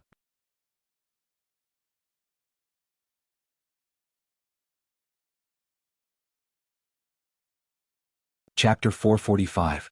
Congratulations, Duke Zhongdang's body seems to be much better. Seeing Yang Qindong walk out of the carriage in such a state, Kuang Yi cupped his fist and laughed, wanting to use this opportunity to get closer to him. That's right. It's all thanks to the mercy of the Imperial Secret Service. Otherwise, I'm afraid this duke would be long gone from this world. Yang Qindong didn't laugh. Instead, he replied very seriously. As soon as he said this, the faces of Guaning and the others on the opposite side changed greatly, becoming extremely red. Yang Qindong was poisoned by the embroidered uniform guard. This was something that the deceased embroidered uniform guard, Wei Guang, had personally admitted. Therefore, even if Yang Qindong's words were like nails, Guaning and the others had no right to object. They could only lower their heads and not say a word. Fortunately, Kuang Yi was still there. This good official of several dynasties, his ability to adapt was quite strong. He said with a serious face, "This old man has already reported to the emperor about the embroidered uniform guard's audacity to secretly harm a meritorious official. The embroidered uniform guard has already been punished, and a few of them have been removed from their positions. This can be considered the emperor giving justice to Duke Zhongdang." This matter was not something that Kuang Yi was talking nonsense, it really happened. However, only Zhu Qizhen himself knew whether those who had been removed from their positions had truly lost their power, or if they were just putting on an act. Yang Qindong, who also received the news, heard Kuang Ye's words. His originally serious face had a trace of a smile, then he cupped his fist towards the direction of Nanjing and said, "Then this duke thanks the emperor for his kindness." There was not much respect in his words. If there were other eunuchs present, it would be inevitable for them to scold him. However, in Kuang Ye's eyes, all of this could not be more normal. What? He had suffered a little grievance, and he was not happy to say a few words to vent it. As long as Yang Qindong was happy and was willing to help the southern Ming Empire, which was in dire straits, it didn't matter how harsh the words were. Furthermore, Yang Qindong hadn't even said anything. He was just being a little disrespectful. Speaking of which, the word respect should be kept in one's heart and not spoken out loud. Who did not know how to say nice words? Would words like that really count? Kuang Yi had his own judgment, so at this moment he did not show anything. Instead, he generously made a gesture to the people behind him. Yang Qindong did not stand on ceremony and walked side by side with Kuang Yi. The two of them chatted and laughed as they walked towards the capital of Gaozhou. Naturally, there were hundreds of elites of Lung Feng following behind him. This time, for the sake of safety, Tiger's Mane allowed each of them to bring 2 basic sets of ammunition, which was 400 rounds per person. In addition, there were 5,000 to 6,000 rounds of ammunition in total. With such strength, even if the southern Ming army in the city wanted to do something bad, they would not be able to get any benefits. Not to mention Yang Qindong had a large warehouse in his hands. How many rounds of ammunition and advanced weapons could he not take out? They entered the city, followed by Hu Yan and Lady Shui in the luxurious carriage. Tai Qingyi, the captain of the guards, led 20 female soldiers and the first guard, Qiu V's team of 30 people, a total of 50 guards, into the city. With such a team, as long as they did not encounter a large-scale enemy, there would not be any safety issues. Once something happened, as long as they could hold on for a short while, reinforcements would arrive immediately, and their safety would be guaranteed. As women, they naturally liked rouge and face powder very much. As Yang Qindong's wives, They already had all kinds of new cosmetics that could not be seen outside provided by the cosmetics factory in Chen City. However, since they were used to shopping in Rouge shops since they were young, since they entered the city, it was necessary for them to make a trip there. It was just like how many people were used to eating big fish and big meat, so it was not bad to have a few light side dishes occasionally. Gaozhou Prefecture had experienced the chaos of the Huang bandits and was now surrounded by the Miao army. It was impossible to say that the business was not affected at all. Just like the current Gaozhou Prefecture city, because it was too troublesome to transport things in from the outside world, it caused the prices of goods in the city to skyrocket. Even businesses like Rouge shops that weren't absolutely necessary were greatly affected. The prices were more than 4 to 5 times higher than normal, causing many young ladies and madams in the city to be unable to patronize them. However, this was not a problem for Hu Yan and Lady Shui. Along the way, Yang Qindong had instructed Leng Feng to take anything that didn't belong to anyone. He wasn't courteous at all. Although Zhu Qizhen did not give them a single coin for military expenses, just by eliminating the Huang bandits, they had already robbed a lot of spoils of war. For example, when Gao Xiong left with the navy last time, just the gold and silver alone was more than 15 million taels, and this did not include the house deeds, land deeds, and some antiques and paintings. It was impossible for them to take all the money away. Yang Qindong had a lot of gold and silver with him. As a madam, it was not a problem for him to be generous. That was why Hu Yan and Madame Shui dared to step into the store. After the two madams entered the Rouge shop, Qiu Vi and 30 guards completely controlled the entire street outside the shop to ensure that no one came to disturb the two madams. Not only the front door of the Rouge shop was guarded, but the back door was also guarded. Badao Jiang and Peng Yu of the first guard team were arranged to guard here. Although they were not protecting the sixth young master this time, the two madams' identities were equally important. Badao Jiang and Peng Yu did not have the slightest intention of relaxing. When they arrived at the back door of the Rouge shop, they saw a black shadow seem to have floated in. The reason why they said that the shadow had floated in was because the person was so fast that Peng Yu did not see it clearly. He did not even know if it was an illusion in front of his eyes. What kind of person was Peng Yu? He grew up in the mountains and dealt with all kinds of wild beasts. After many years of hunting, he was very sensitive to danger. Brother Ba, did you see a shadow enter the backyard just now? Peng Yu was not sure if he saw a person or not, so he cautiously asked Badao Jiang, who was in charge of guarding the back door with him. Badao Jiang was good at endurance, especially when it came to fist techniques. However, when it came to eyesight, he was still not good enough. In response to Peng Yu's question, he asked in confusion, "Why do you say that? Did you see anything?" After these days of contact, they understood each other very well and knew where Peng Yu's advantages were. After saying that, Badao Jiang's expression changed. "Brother Peng, are you going to say that you saw someone enter the shop from the back door?" It was a little blurry. "I didn't see it clearly," Peng Yu, who was asked, answered in an uncertain tone. "You didn't see it clearly? Does that mean someone went in?" Badao Jiang was a straightforward person. Thinking of his responsibility, he immediately turned around and rushed into the back door after saying that. "Brother Ba? I'm not sure if it's the same person." Peng Yu saw Badao Jiang's eagerness and could not help but shout anxiously. What he saw was Badao Jiang's back and his voice coming from afar. "Mistress's safety is more important than anything. It's not wrong to go in and have a look whether or not someone is there." After shouting these words, Badao Jiang's figure was getting farther and farther away. Peng Yu did not think about anything else. He put the 9-5 style behind him and strode after him. After Hu Yan and Madame Shui entered, the Rouge shop quickly became lively, especially when Tai Qingyi entered with 20 valiant female soldiers in camouflage uniforms. Seeing this, the proprietress of the shop came out to welcome them. Most of the people who ran the Rouge shop were women. Otherwise, it would be inconvenient to communicate with them. The proprietress of the shop was a woman in her 40s. Looking at her complexion, one could tell that she must have been beautiful when she was young. "Oh, our esteemed guest has arrived. Apologies for not going out to meet you. Take a good look. Arlu's Rouge shop is an old brand. It's one of the best in the entire Gaozhou prefecture." The lady boss had a smile on her face as she spoke as if they were close friends. Hu Yan and Lady Shui were used to big occasions, so they didn't have any stage fright. They smiled and went to the counter under the guidance of the landlady. Then they looked at the colorful makeup products. Tai Qingyi followed the two matriarchs closely and looked around from time to time. However, just as he took 2 steps forward, he heard a female soldier reprimanding him. "Who are you? Get out." Just this shout alone attracted at least 3 nearby female soldiers to come over. Even though they were all women, they had all undergone strict training in Crimson City. The one who trained with them was the most elite, Lung Feng. Therefore their skills were not any weaker than Lung Feng's. It was just that their strength was lacking. Under the shout, an unprepossessing man had already pulled out a sharp dagger from his waist and rushed in the direction of the counter. The man's speed was very fast and his strength was even greater. Just by getting close to her, he had already pushed the female soldier who had first noticed him and called out to him to the side. When the flying figure landed, it directly smashed a wooden chair that was meant for guests to rest on into smithereens. However, what the man did not expect was that after he pushed one person away, another woman rushed in from the front, left, and right. Instantly, the situation became 1 against 3. Women? Why are there so many women? He spoke awkwardly in the Central Plains language.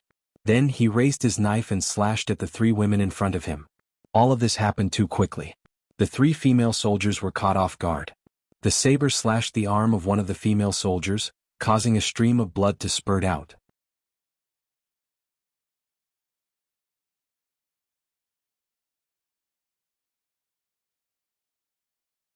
Chapter 446.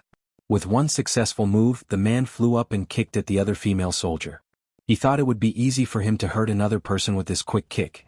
However, he didn't expect that the person in front of him would move. His kick missed, and because he used too much strength, he almost fell to the ground. Taking advantage of his movement, the 3 female soldiers, together with the female soldier whose arm was injured, surrounded him again. It seemed that they would never let him take a step forward. At such a close distance, it was not a wise move to fire a gun. It was easy to hurt their companions. So the 3 women used their fists and feet. They cooperated with each other and surrounded the man in the middle. Their fists and feet were like raindrops as they smashed towards the center. At this moment, another 4 female soldiers rushed in from the side, as if they were going to help the 3 women. The other 13 female soldiers and Captain Tai Qingyi surrounded Hu Yen and Madame Shui tightly to protect them.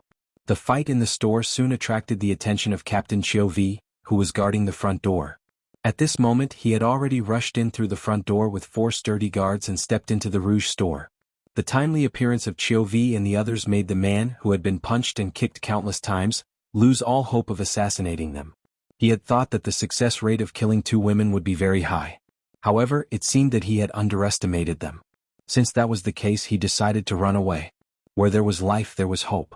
Once the man had made up his mind, he decisively swung the dagger in front of him and threw it toward the counter.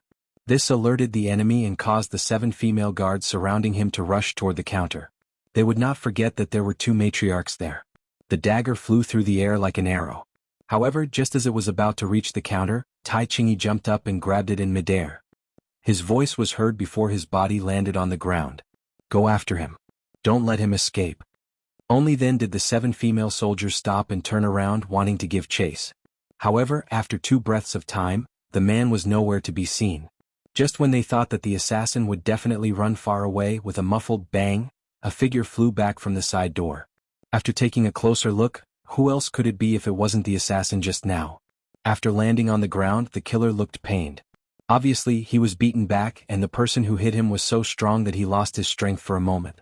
As soon as he landed on the ground, he wanted to stand up and fight, but 2 steel blades flashing with white light were already placed on his neck. Then, a sharp pain suddenly came from the bend of his calf, accompanied by a very light crack sound. The person who kicked him was Chiu Vi, the captain of the first guard. Needless to say, his entire left calf was crippled by this kick.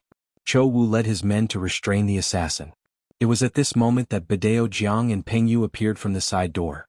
Clearly, it was because of their timely arrival that the assassin was forced to retreat and heavily injured to the ground. Seeing that Badao River's Peng Yu had also come out, Captain Chou Wu nodded his head approvingly. Clearly he was very satisfied with their performance. Then he looked around with a serious expression and said, "It's dangerous here. Let's get out of the city first and send a signal to the outside." After Chiu Vi said that, Tai Qingyi led a group of female guards to cover Hu Yen and Madame Shui and walked out of the Rouge shop. The landlady and the 3 waitresses in the shop were also carried out by the other guards. 2 guards escorted the killer, who had lost the ability to move his left leg, out of the Rouge shop. However, just as the other guards were approaching them, suddenly, an arrow pierced through the air. Out of instinct, Chiu Vi shouted, Protect the madam. Then he led the others toward Hu Yen and Madame Shui. As it turned out, it was a false alarm. The arrow was not aimed at anyone else but at the assassin. Because he was not prepared, the arrow hit him in the chest. In just a breath, the wounded killer died with black blood flowing out of his 7 orifices. The arrow is poisonous. Be careful, everyone. After Cho Wu stepped forward to take a look, his pupils suddenly shrank. Then he shouted to the people around him. While protecting the 2 matriarchs, he pulled out a small pistol in his right hand and suddenly fired at the sky. The government office of Gaozhou Prefecture. This was where Kuang Yi was staying, as well as the place where he and Yang Qindong were discussing matters. When they arrived, Kuang Yi smiled and invited Yang Qindong into a small study room. They closed the door and cut off all contact with the outside world. There were no outsiders in the room. Kuang Yi's smile disappeared and was replaced by a look of guilt. He cupped his fist and said to Yang Qindong, "Duke Xiongwei, I am so incompetent. The emperor has sent a decree, but he did not immediately agree to confer you the title of king. Lord Kuang, what is the meaning of this? Please don't be like this. This duke is unable to accept it." Kuang Yi was so respectful towards Yu Jia. Most likely he was only respectful towards Ying Zong. Yang Qindong, who had just sat down, quickly stood up and held Kuang Yi's arm. Kuang Yi let out a long sigh and said, "Loyal Duke, this old man has let you down." "Don't say that. This is the emperor's will and has nothing to do with you. But what's going on? Can you tell me clearly?" Yang Qindong let out a long sigh, pretending that it was the first time he had received the news. This. Kuang Yi first revealed a troubled expression, then stomped his foot and said, "Forget it, there are some things that cannot be avoided even if you want to. This old man will explain it to the loyal duke." Kuang Yi seemed to have gathered a lot of courage and told Ying Zong about the emperor's decree. Especially when he talked about how important the title of king was and how he had to inform Baiming and get their approval, his tone became even more serious. The reason why Kuang Yi did this was to give Yang Qindong hope. A person can only do things well when there is hope in their eyes. If he really couldn't see any future, who knew what unimaginable things he would do? Now that Kuang Yi said this, how could Yang Qindong not understand what he meant? With regards to such words of comfort, not to mention himself, even the other party probably wouldn't believe it. He couldn't help but bitterly smile. "Minister Kuang, I am calling you Uncle Kuang. Do you believe what you just said?" Kuang Yi, who was still lowering his head and playing the pity card, suddenly heard Yang Qindong call him uncle. He felt that something was wrong. Then he heard Yang Qindong say, "Do you believe it yourself?" His face turned red and he didn't know what to say. Seeing that Kuang Yi was speechless, Yang Qindong's expression turned gloomy. He continued, "After defeating the Huang bandit army, all the generals were promoted and received benefits. May I ask if this has anything to do with me?" This. Kuang Yi's expression became even more unnatural. In this matter, Ying Zong was indeed in the wrong. Seeing that Kuang Yi did not respond, Yang Qindong continued, "With the empty position of an imperial envoy, I will let it go. If you don't give me a single grain of military pay, I will not quibble. Even if you don't give me any rewards, I can endure it. However, after defeating the Huang bandit army and delivering Huang Yuliang's head, not only did the emperor remove me from my position as imperial envoy, he also ordered the mercenaries to leave immediately and sent a large army to watch over us. May I ask, even if you want to burn the bridge after crossing the river, isn't this action too fast? If Minister Kuang was in my position, how would he explain this to my brother, the leader of the mercenaries? Ask me." Each question was like a bolt of lightning that smashed into Kuang Yi's heart like a hammer. He was speechless and his face turned red. Sigh. Yang Qindong didn't point at Kuang Yi to answer his questions. Even if Zhu Qizhen was here, he would probably keep his mouth shut. After using up the mercenaries, they found that the king of Min's faction in Yunnan was very powerful. They asked us to work for them, but we didn't get any benefits. Even if I could figure it out, how could I explain it to the mercenaries? Would they be able to think it through? Don't say any more. Kuang Yi finally spoke. Then he slowly raised his head and looked at Yang Qindong with a pair of expectant eyes. The emperor has wronged you. But no matter what, the southern Ming Empire is weak now. Please help us. Thinking about it, Master Yang has assisted several generations of Ming emperors. You have wholeheartedly served the country and the emperor. Kuang Yi wanted to play the emotional card. However, he thought his method was correct. He didn't know that when he mentioned this, Yang Qindong became even angrier. Are you talking about my father? If others don't know, may I ask Minister Kwang, why did my father retire and return to his hometown? Why did he die on the way back? He racked his brains for decades for the Great Ming, but he didn't even want to return home to retire. If he was in heaven, he probably wouldn't think it was worth it. After Yang Qindong finished speaking, Kwang Ye's eyes flashed. He didn't expect that Yang Qindong was still defending his father. If this was the case, then the problem was serious. As one of the three Yangs, Yang Rong assisted several emperors of the Great Ming and was finally appointed as Master Yang. It could be said that he was a high-ranking official. However, with the rise of the eunuchs, especially the suppression of Wang Jin's faction, he died on the way back. How could there not be a reason for his disappointment?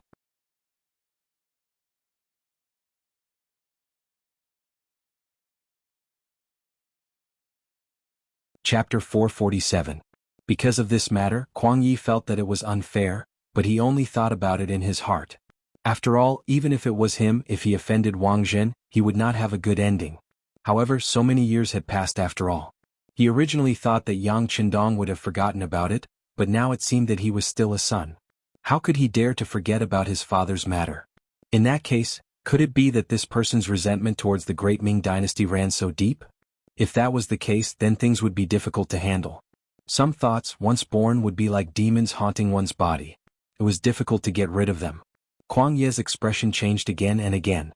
He was still trying to analyze what Yang Qindong wanted to do. But at this moment, the sixth young Master Yang spoke again.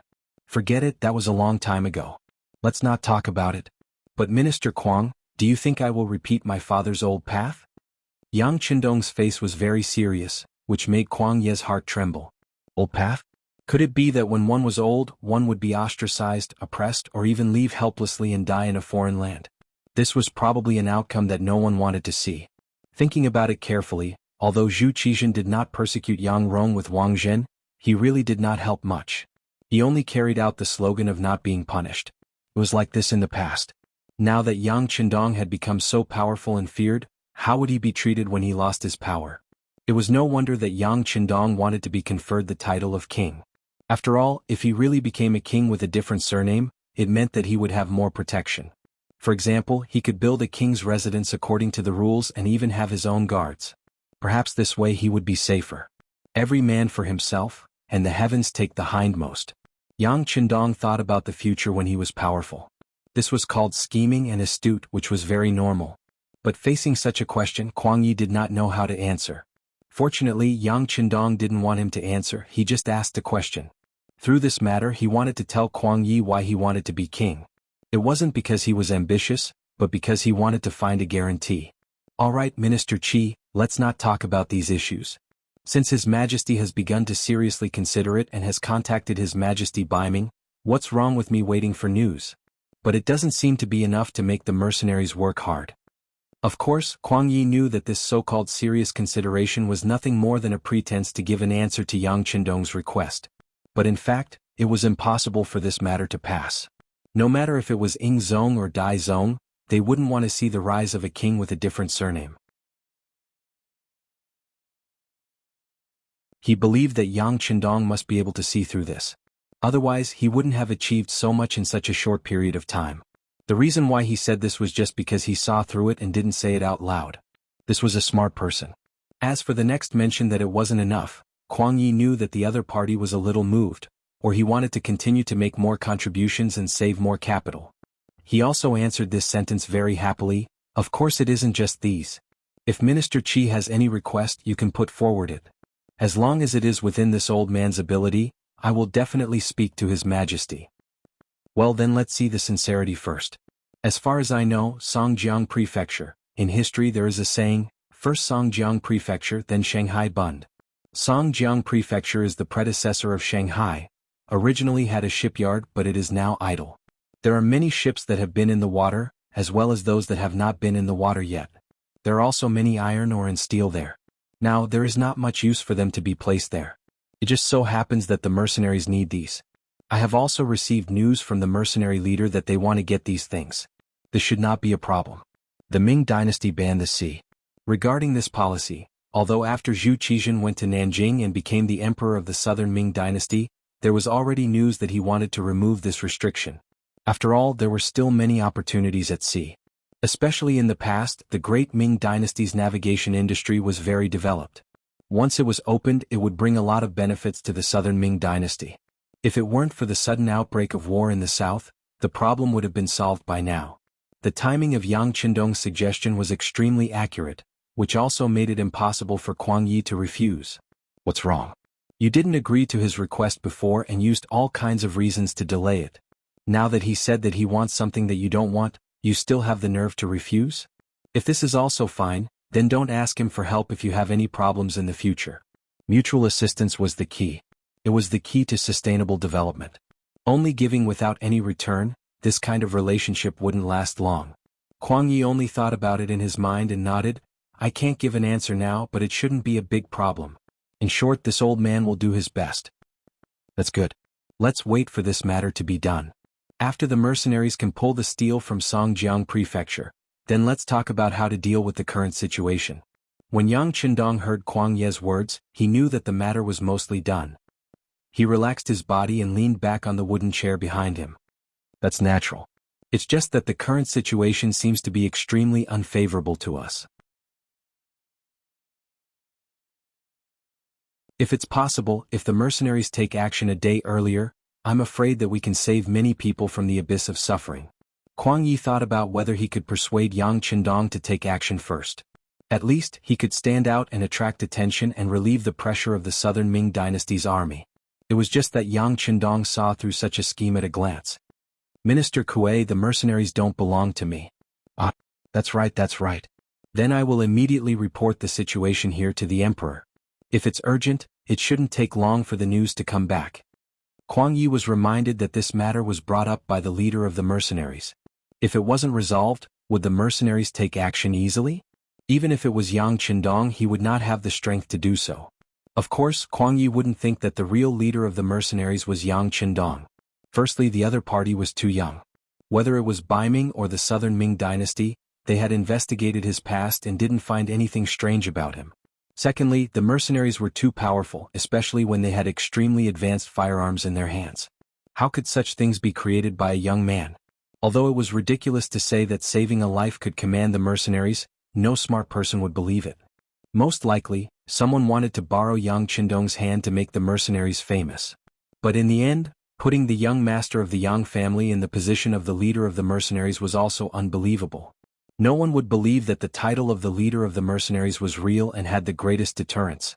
Now that he wanted something in the name of this person, how could Kuang Yi dare to be careless and bargain? He had already decided in his heart that after Yang Qindong left, he would immediately write a secret letter to the emperor. Moreover, he had to go quickly and show the leader of the mercenaries that they were very efficient. This would definitely be beneficial for future cooperation. After everything was done, if he could send people to the mercenaries' headquarters to learn and even buy the advanced firearms in the mercenaries' hands, he wouldn't have to worry about the great Ming dynasty not being unified.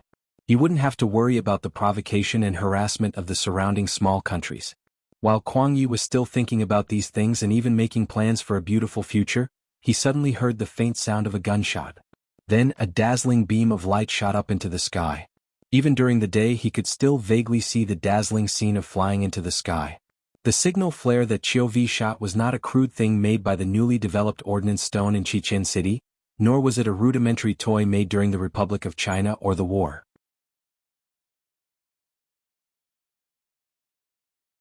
It was a product made during the heyday of the military after the founding of the People's Republic of China.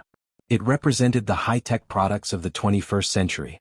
The quality of the signal flare was also very powerful. Once it was shot out, it was impossible for the nearby people not to see it. It was precisely because of its power that when it flew into the sky, not only did the cold vanguard army who had been on guard outside the city see it, even Yang Qindong, who was discussing matters in the city, saw it immediately. Bang! Just as the signal flare rose into the sky, the sound of footsteps could be heard. Then the door was kicked open from the outside. Tiger Man and Beta Persei each carried a pitch-black Type 95 pistol and rushed into the room. "Young master, are you okay? Our brothers are dealing with the people outside." Tiger Man first looked carefully at Yang Qindong as soon as he came in. When he found that the young master was fine, he couldn't help but breathe a sigh of relief. Then he stood in front of Yang Qindong as if he wanted to hurt the young master and kill him first. Beta Persei was even more direct. He strode forward, grabbed Kuang Ye's collar and lifted him up. When his feet were in the air and he felt that it was difficult to breathe, Kuang Yi, whose face was flushed, shouted in dissatisfaction, "What are you doing? Put me down, put me down." No matter what, he was still the dignified Minister of War. Now that he had the title of Grand Tutor of the Crown Prince, he was a well-known lower first-rank official. Even in the entire southern Ming dynasty, he was one of the most powerful people. Now that he was lifted up by someone, it was a psychological blow, not to mention how he felt. Put Minister Qing down first. Yang Qindong had already thought of many things in this short period of time. Since the signal flare rose into the sky, it couldn't be unintentional. Something urgent must have happened. However, it didn't seem likely that it was related to Kuang Yi. If that was the case, why didn't he see any executioners in this room? As long as an old man like Kuang Yi was here with him, even if he had just been cured of the poison, he wouldn't be a weak person. Was Kuang Yi that bold?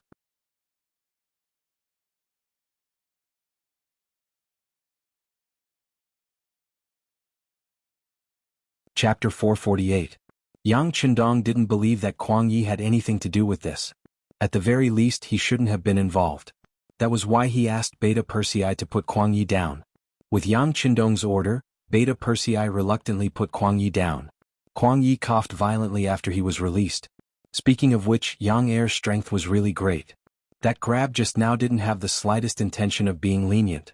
If he hadn't let go in time, it was likely that he would have suffocated to death in just a moment. After a series of violent coughs, Kuang Yi, whose face was still a little red, asked angrily, "What are you trying to do?" Kuang Yi only shouted angrily. He didn't ask too much because he realized that something was wrong.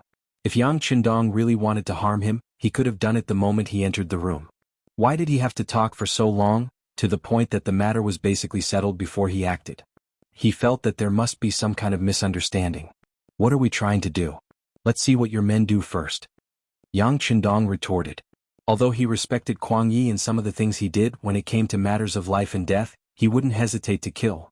"My subordinates?" Kuang Yi fell silent after saying this. Naturally, he didn't have the slightest ill will towards Yang Qindong. Especially when he still needed to ask for help, he wouldn't have any other thoughts. However, he couldn't control what his men wanted to do. If someone disobeyed him and wanted to do something, he couldn't guarantee that he wouldn't be able to do it. At least before he figured out what was going on, he didn't dare to make any promises. Kuang Yi didn't say anything, so Yang Qindong didn't ask. Instead, he calmly sat back in his chair and looked outside. He believed that since there was a chance to send a signal, it shouldn't be too urgent. He just had to wait for the news. As long as he was fine, the Yang family army wouldn't be in a mess and there wouldn't be any big trouble. Yang Qindong quickly sat down with a calm look on his face. This gave Tiger's Mane and Beta Persei a backbone, and they were no longer as flustered as before. Although Kuang Yi didn't sit down, he had temporarily regained his freedom. When he saw this scene, he couldn't help but sigh in his heart. Not to mention other things, just this calmness alone was something that no young man could do. While they were waiting, the outside gradually quieted down. From the beginning to the end, not a single Ming soldier or general rushed over. From this point on, Kuang Yi sighed in his heart. How could he not? With his experience, he could guess that his subordinates had been subdued. Or else, why would no one care about him, the powerful minister of the Ministry of War? Report. In less than a cup of tea's time, someone finally appeared outside the room in the inner courtyard.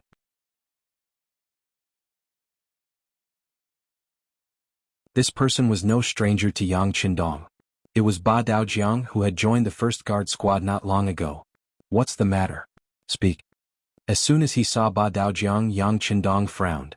He knew that the first guard squad was assigned to protect his two wives today. Could it be that something had happened to them? Unconsciously, Yang Qindong's right fist suddenly clenched. He swore that no matter who it was, if anyone dared to have ideas about his wives or hurt them, even if it was related to the Southern Ming Emperor, he would never forgive them. Even if he was still not strong enough, even if he had limited military strength, insufficient population, and some of the foundations were not well established, he would still go crazy. Yang Qindong had the existence of a large warehouse. If he was forced into a corner, he would show everyone what a real cannon was, what a human meat grinder tank was, and what a high-altitude plane was. Yang Qindong's anger was conveyed through his tone. Ba Daojiang, who was half kneeling on the ground, felt a chill run down his spine. Recently, he was fortunate enough to become a member of the first guard squad and had more opportunities to interact with the sixth young master. It was because of this that this person who was younger than him always gave him the impression that he was very kind. It was hard for him to get angry, and even if the sky fell, he would not change his expression. However, now that he was so angry, it was as if he was a completely different person. Ba Daojiang's mind could not help but be in a mess. However, after all, he had been in the Jianghu for so many years, so he still had the basic skills to calm himself down. More importantly, he was now one of the 6th young master's men, and he was the kind that was fully trusted. With that in mind, Ba Daojiang tried his best to remain calm. Then he recounted what happened in and outside Lu Shi's rouge shop. Assassination. Fortunately, they were fine. After hearing this, Yang Qindong heaved a sigh of relief. However, his tone was still strict. Are the 2 madams safe now? Has the army entered the city? Replying to the 6th young master, the madams are very safe. They are under several layers of protection and will not be in any danger. 1st Battalion Commander Wu Sheng has already led the army into the city and is taking over the city's defense. Ba Daojiang reported what he saw along the way as well as what Captain Qiu Vi had told him. Unexpectedly, just as he said this, Kuang Yi suddenly spoke. That's impossible. I didn't hear any killing. The city's defense is also so tight. How did your army enter the city? Kuang Yi naturally did not believe it. This time he had been very careful when he summoned Yang Qindong for a meeting. The generals below were also afraid that Yang Qindong would flip out, so they had arranged everything beforehand. After Yang Qindong and the others entered the city, they had tightened the defense. General Yu Guang was personally standing on the city wall to prevent any accidents from happening. There were also hundreds of Ming Dynasty soldiers with him. They were already prepared and had a large number of people. How could they be taken down so easily? The key was that there was no sound of movement. This was something unimaginable. Kuang Yi did not believe it. Yang Qindong was unwavering. Since Ba Daojiang dared to say this, he must have seen something with his own eyes. As for whether or not they could complete this mission, he was not worried at all. During this period of time, the Lung Feng soldiers did not have any specific training. Their goal and mission was to quickly attack the city. When the chains and climbing ropes were taken out, the Gaozhou prefecture, which was not very sturdy to begin with, was not much different from their own backyard. Yang Qindong knew why the Lung Feng soldiers were called elites and how powerful they were. He did not doubt the report. His anxious heart finally relaxed, and his expression returned to its original natural state. All right, you've worked hard. Let's wait here together. Yes. Ba Daojiang replied respectfully. He took out the black 9-5 style from his back and stared at the door. He looked like a door god who could stop 10,000 men from entering the door. It was an awe-inspiring sight. No one answered him from the beginning to the end. Kuang Yi, who was bored, finally sat down obediently. However, there was a hint of worry in his expression. He could tell that the scout who came to report would not lie. If that was the case, wouldn't his soldiers be too useless? This time, they waited for a little longer, but in less than an hour, the footsteps outside began to become more frequent. Then a few officers in camouflage uniforms with pistols on their belts walked in. The leader was the commander of the 2nd Lung Feng Regiment, Luo Pa. Behind him was the commander of the 1st Battalion, Wu Sheng. Because Kuang Yi was there, Luo Pa did not bow. He only gave a standard military salute and said, "Commander, everything outside is under control. The 4 gates in the city are also locked down. We are searching for the assassin's accomplices. There is no news yet. Let's go out and take a look." Yang Qindong nodded slightly to show that he understood. He then said to Kuang Yi, who was still in shock, "Minister Cheng, shall we go and take a look?" Although this was a negotiating tone, Kuang Yi knew that if he didn't go, he was afraid that he would be forced into a fight. Moreover, he really wanted to know who wanted to assassinate Yang Qindong's wife and bring him such trouble. "Let's go and take a look. If the assassin is my subordinate, I will definitely give the Duke of Loyalty a satisfactory answer." Kuang Ye's words were very smooth. It was obvious that he had made up his mind. If the person who did this was really his subordinate who made the decision without permission, then he really didn't mind killing a few people to satisfy his appetite. Yang Qindong wanted Kuang Ye's attitude. Just like how Kuang Yi could not fall out with him, he did not want to fall out with Kuang Yi either. Following Yang Qindong, Kuang Yi and the others walked out of the room. When they arrived at the outer courtyard, they saw Guanyin, Ma Wei, and the others with bruises all over their faces. They were tied up like dumplings and pressed to the ground. Judging from their clothes, they were covered in dust, and Guanying's lapel was in tatters. They must have gone through an intense resistance. It was just that they were helpless. They were not as strong as others and would eventually be trampled under their feet. When Kuang Yi walked out, Guanyin and the others who were still struggling to turn their heads instantly became obedient. This was too shameful. This was especially true for Guanyin. The last time he fought with Yang Er, he was beaten quite badly. However, he thought that it was just a special case. If he encountered ordinary mercenaries with his skills, it would be easy for him to fight against 3 or 4 of them. But just now he was only facing a mercenary. He was still suppressed and beaten until he was pressed to the ground and could not move. Both of them were alone, yet he had easily dealt with him. It was no wonder that he felt ashamed to face anyone. Of course, if he knew that his opponent's name was Dao Xiao, he would not be so depressed. He was the captain of the second guard team. For Yang Qindong to be able to make them responsible for his safety, one could only imagine how strong they were. Although Guanyin was powerful, the intensity and method of training were completely different from the mercenaries. It was normal for him to be defeated. You're tuning in to the Han Li's Wuxia Chronicles YouTube channel. We're so grateful for your support, and don't forget to subscribe to join us on this incredible journey through captivating stories. Your generosity through donations truly makes a world of difference, as it's the primary source of revenue that allows me to expand and enhance this channel for you. Thank you from the bottom of my heart for being a part of this adventure.